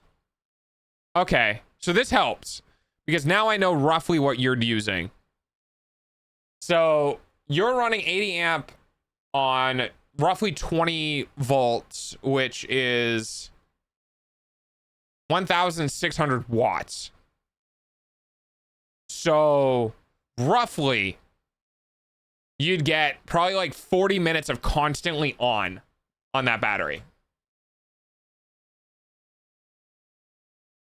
You keep using watts? Yes. Yes, I do. Because watts is the full power. If you have amps but no volts, you don't know power. If you have volts but no amps, you don't know power. You have to know both volts and amps to know power, and power is your wattage, right? So that's why I needed to look for the voltage of TIG. Because like you can say you're using 80 amps, which is cool, but 80 amps at 3,000 volts is a lot different than 80 amps at 1 volt, right? So what I needed to figure out was I needed to figure out what the voltage was of the welding to determine how much power it uses, because that's how much is stored within the battery.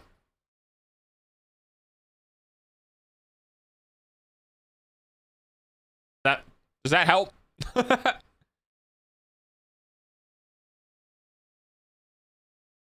This is a song.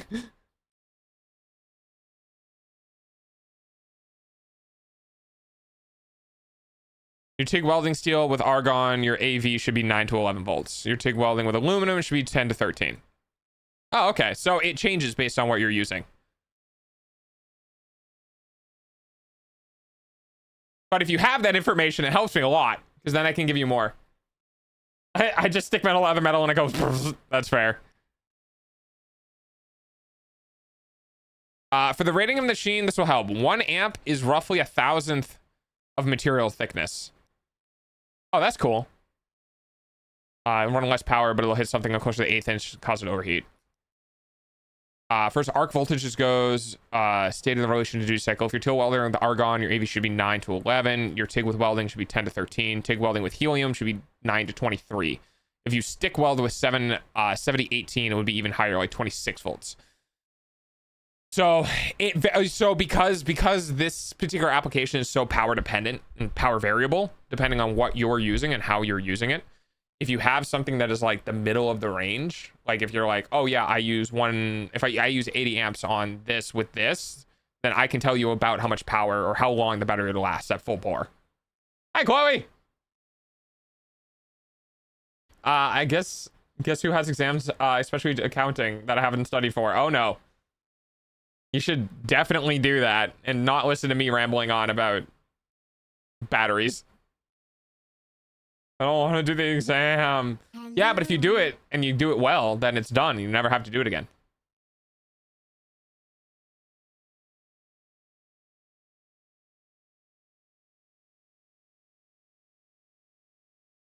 $185 amps at 17 volts with a 20% duty cycle. However, if it's set for 100 amps, the arc voltage will be 26 volts and duty cycle is set to 100. Oh, interesting. Ah, I see why you were questioning duty cycle now. Okay.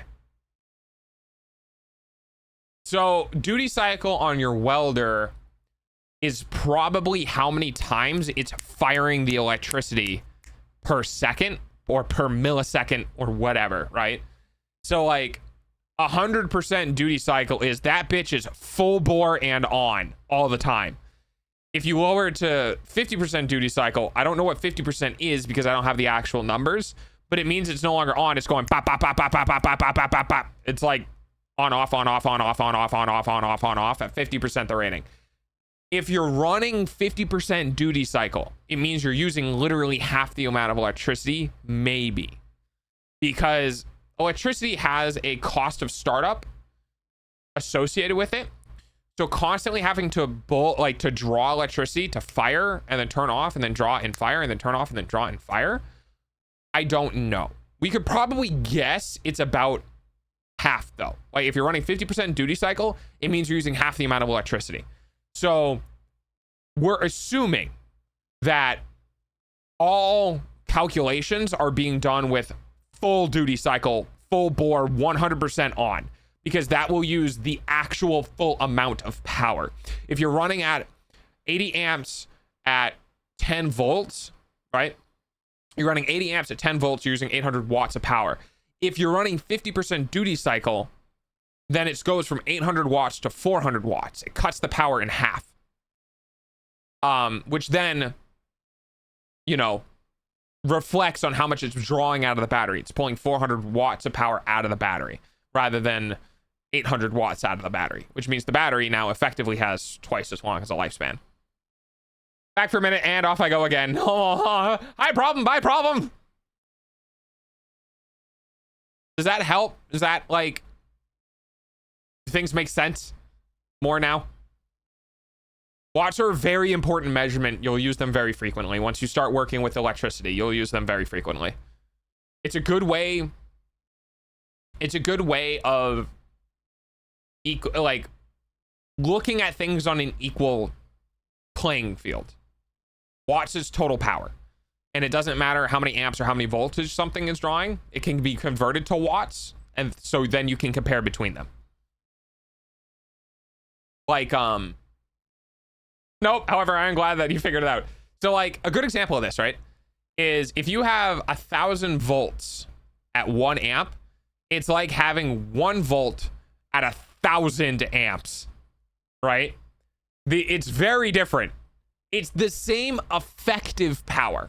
They're both 1,000 watts, but they are delivered very differently. Very differently. But they're the same amount of power, right? And that's a way that we can compare two different electrical systems against each other. For example, when we're working with a battery, we don't know if we're feeding what voltage we're feeding at, and we don't know what amperage we're feeding at. But we do know how much total energy it has, and that total energy is measured in watts. So that means that when we have something else that's volts and amps, we want to convert it to watts because that's what we know the battery has, right? We know the battery has 1.4 kilowatt hours. So when we're working against something else, we need to convert that into watts. So that way we know if we take that and run it for an hour, that's how many, you know, what it is, right? So if we have something that pulls 800 watts of power, whether that's 240 volts at X amps or 120 volts at X amps or 10 volts at X amps or X volts at 200 amps or X volts at 50 amps, whatever, right? Once we smash all of that together and we know it's 800 watts, then we can compare it to the actual battery. It removes all of that. Watts and volts are like the amount of dogs per stream. I can't tell you in details. Voltage is power. Voltage is the pressure of the electricity. Amperage is how much can flow. Numbers are losing you. Okay. So, all right. I got a different way for you to understand it. Now that you tell me that the numbers are losing you. Got a different way for you to understand it. So, you can think of our battery as a big jug of water, right? And you can have a small hose that's coming off of it that's pushing a lot of water very quickly. The small holes is a low voltage, but the moving the water very quickly is a high amperage, right? Or you can have a big fat fucking hose that doesn't move the water very quickly. That big fat fucking hose not moving water very quickly means it's using about the same amount of water as the smaller hose moving water quickly, right? So you have two different hoses doing two different things, but they're using the same total amount of water.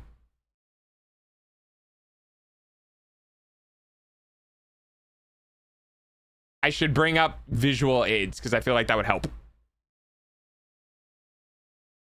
I got like 10 minutes left to stream and I'm kind of dug into this. This is just what we're doing till the end of stream. Watch this amount of water moved. Yes. Correct. Watts is the total amount of water you moved. The way that you move it is your voltage and your amps. But your total amount of water is your wattage.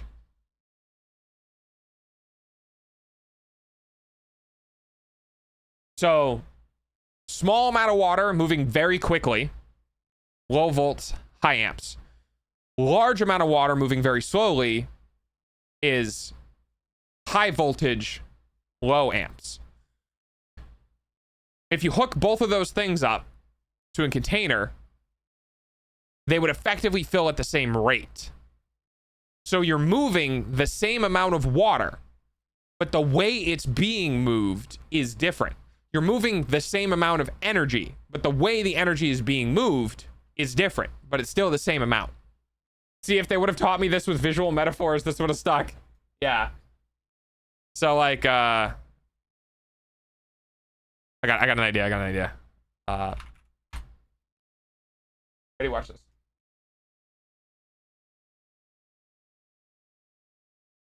Put dog in the corner. We'll go over here. So if I do this, right? So if we have this, and then we have this, right? What I'm going to do is I'm going to put some water in here.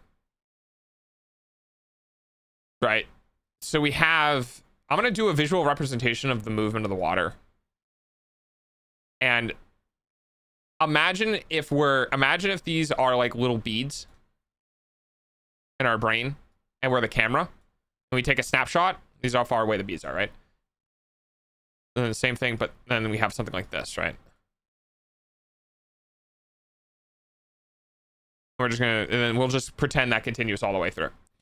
So this amount, this pipe here has water moving very, very quickly through it, as it's represented by the beads. And then this pipe has water moving very slowly through it, right? But here's the thing. What we do is we then take water out from here and we put it into a glass. And we take water out from here and we put it into a glass. When we run this for 1 second and this for 1 second, this dumps a shit ton of water, but very slowly. This dumps not a lot of water, but very fast. We end up with the same amount of water at the very end.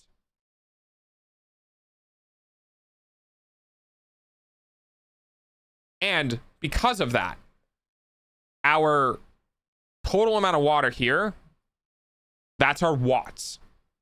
It's the combination of both the speed and the size. And so in electrical terms, it's a combination of both the amperage and the volts. You need to know both in order to know how much water you're getting out of the end. If you only know amps and you don't know volts, then that pipe could be this small or it could be this big, which is a very big difference in the total amount of water you'd be getting out. When we work, watts is close. It's amps times volts, but you're on the right track. Yes, they are related to each other. So our watts is our amperage times our volts. And then, so now that we know the amount of water, right? Now that we know the amount of water, we know this is our big ass storage, right? This is our big water storage here. We know that this water storage has this much energy, and this is how much energy we're using per hour. So we can say, well, we're using this much energy per hour. How much of this is in this? I forgot everything is multiplied. Yeah, it's fine. Me too. So what that allows us to do is we convert this system here, and we convert this system here, and we convert this system here into the product of what they make. And then that allows us to compare against our battery, because our battery doesn't have voltage. It doesn't have amps. These are when it moves. This is when our water actually moves. But if we have this voltage at a much higher amperage, we're going to drain this way faster. Or if we have the same amount of amperage, but we scale up the voltage, we're going to drain it much faster, right? That's why it was important to figure out the total encompassing power draw. So that way we know at the very end what we have, and then we can compare what we've used against what's available. The battery is in kilowatt hours. That is so kilowatt hours is 1,000 watts, a kilowatt, 1,000 watts, and that is per hour. So we are using, our measurement is based on drawing 1,000 watts of power for 1 hour, right? So if this is resulting in 1,000 watts and this is resulting in 1,000 watts, it means that this battery can only supply 1 hour of power, right? And now our wattage, right, our output power can be anything. So if we did, let's do 100 watts because it's a little easier to work with, right? This could be 20 volts. So that's our pipe size. Moving at 5 amps. Right? So that will give us 100 watts. Or it could be 20 amps moving at 5 volts. Also gives us 100 watts, right? And if we have a battery that is rated for 1 kilowatt hour or 1,000 watts per hour, right? And we're only using 100 watts. It means that we can use this for 10 hours because 100 watts times 10 is 1,000 watts, 1 hour, right? So it is a weird jump to go from I have 1,000 watts and that is rated for kilowatt hours, right? It is a weird jump because you're taking how much power I have and now you're assigning time to it, right? Because originally we don't have time here. There's no time involved whatsoever in any of these calculations. It's just total power, right? So it is a bit of a jump to go from I have power to now I'm measuring it against time. And the reason why we can measure it against time is because that's just what it's rated for, right? Our batteries are rated for a draw over an hour.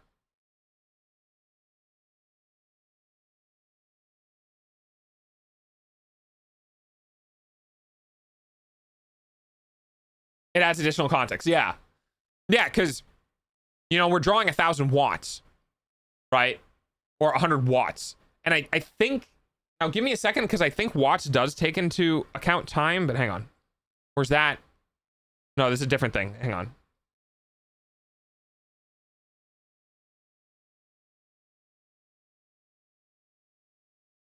Watt hour. No, it's not.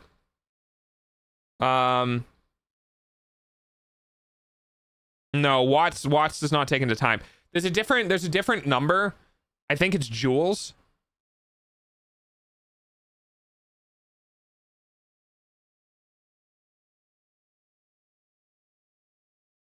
Yeah, joules has a rating for time, but don't worry about that. We're not dealing with that. Hertz does time things with its cycling. Yeah, Hertz deals more with alternating current and how fast alternating current goes back and forth. But for the purposes of this explanation, AC, Hertz, and joules, it doesn't really matter. It doesn't really help us here.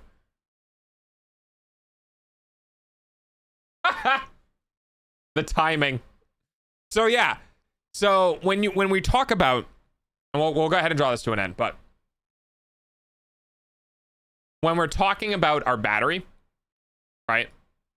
Our battery has a total, air quotes, water capacity of, that one we were looking at was 1.4 kilowatt hours, which means we can do 1,400 watts of power for 1 hour.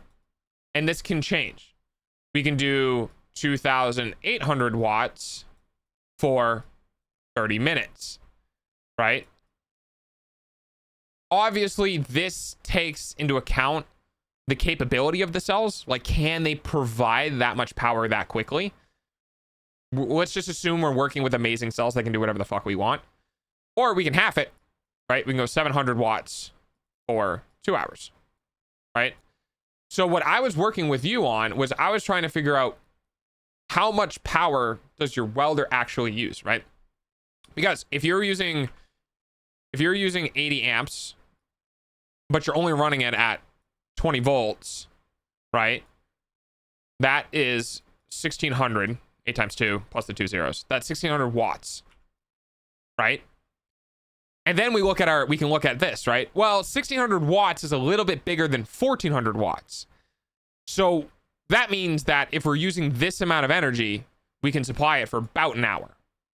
But it changes. If we introduce a 50% duty cycle, which means half of the time it's not actually running, it means that our energy drops to 800 watts, right? So now, well, we're definitely running for an hour. And then these numbers can change too, right? So if you need a higher amperage to go through thicker steel, right? Say you double it, you go to 160 amps, right? At 20 volts. Well, now the power is a lot more, right? Now we're going from 1600 watts to 3200 watts, right? And now we're looking at this one. Now we're looking at like 30 minutes. But again, if we're at 50% duty cycle, well, we're actually only using 1600 watts, which puts us back here, right? So that's why we needed to know all the numbers with what you were using, because we needed to convert it to a universal how much energy are we using, so we can compare it about how much energy is in the battery. I now realize so many things. Does that help? Have I done the good explanation? And I will now contact DAG for all my duty cycle math equations. Chips, please not the spray bottle again. I think I'm with you, Professor Dog. Yeah. So, that's roughly how you can work with power requirements for things, and our battery and supplying and all that sort of stuff. This is a really good lesson. Good. I'm glad it. This is one of those things in life that you'll learn it once. You'll go, well, that's really interesting, but I don't know if I'm ever going to use that again. And then you'll go pick up your phone and you'll be like, well, my battery in my phone is measured in amp hours. That seems really dumb. And then every electrical engineer will go, because it is, right? Because a battery being measured in amp hours doesn't make any sense, because amps is only half of the equation. Well, it's measured for 5,000 milliamp hours or 5 amp hours. I'm like, okay, that's cool, but what about the voltage? We don't know any of the other parts of the equation. Is it rated for that capacity at 1 volt? If I hook my 5,000 amp hour phone battery up to 1200 volts, is it going to be able to supply it? So there's a lot of contention within dealing with stuff like that. But then you look at other stuff. You look at battery capacities, or you'll look at power draws, or you'll look at how much you're paying on your bill and electricity each month, and a whole bunch of other stuff. And you'll begin to understand how these numbers come to be. And then if you're working on anything related to power, you'll have a better understanding than most people about what the hell is going on. That being said, I believe for thank you for the follow. I believe for humans, amps are more dangerous than volts. Let me take a peek. I don't want to get this wrong.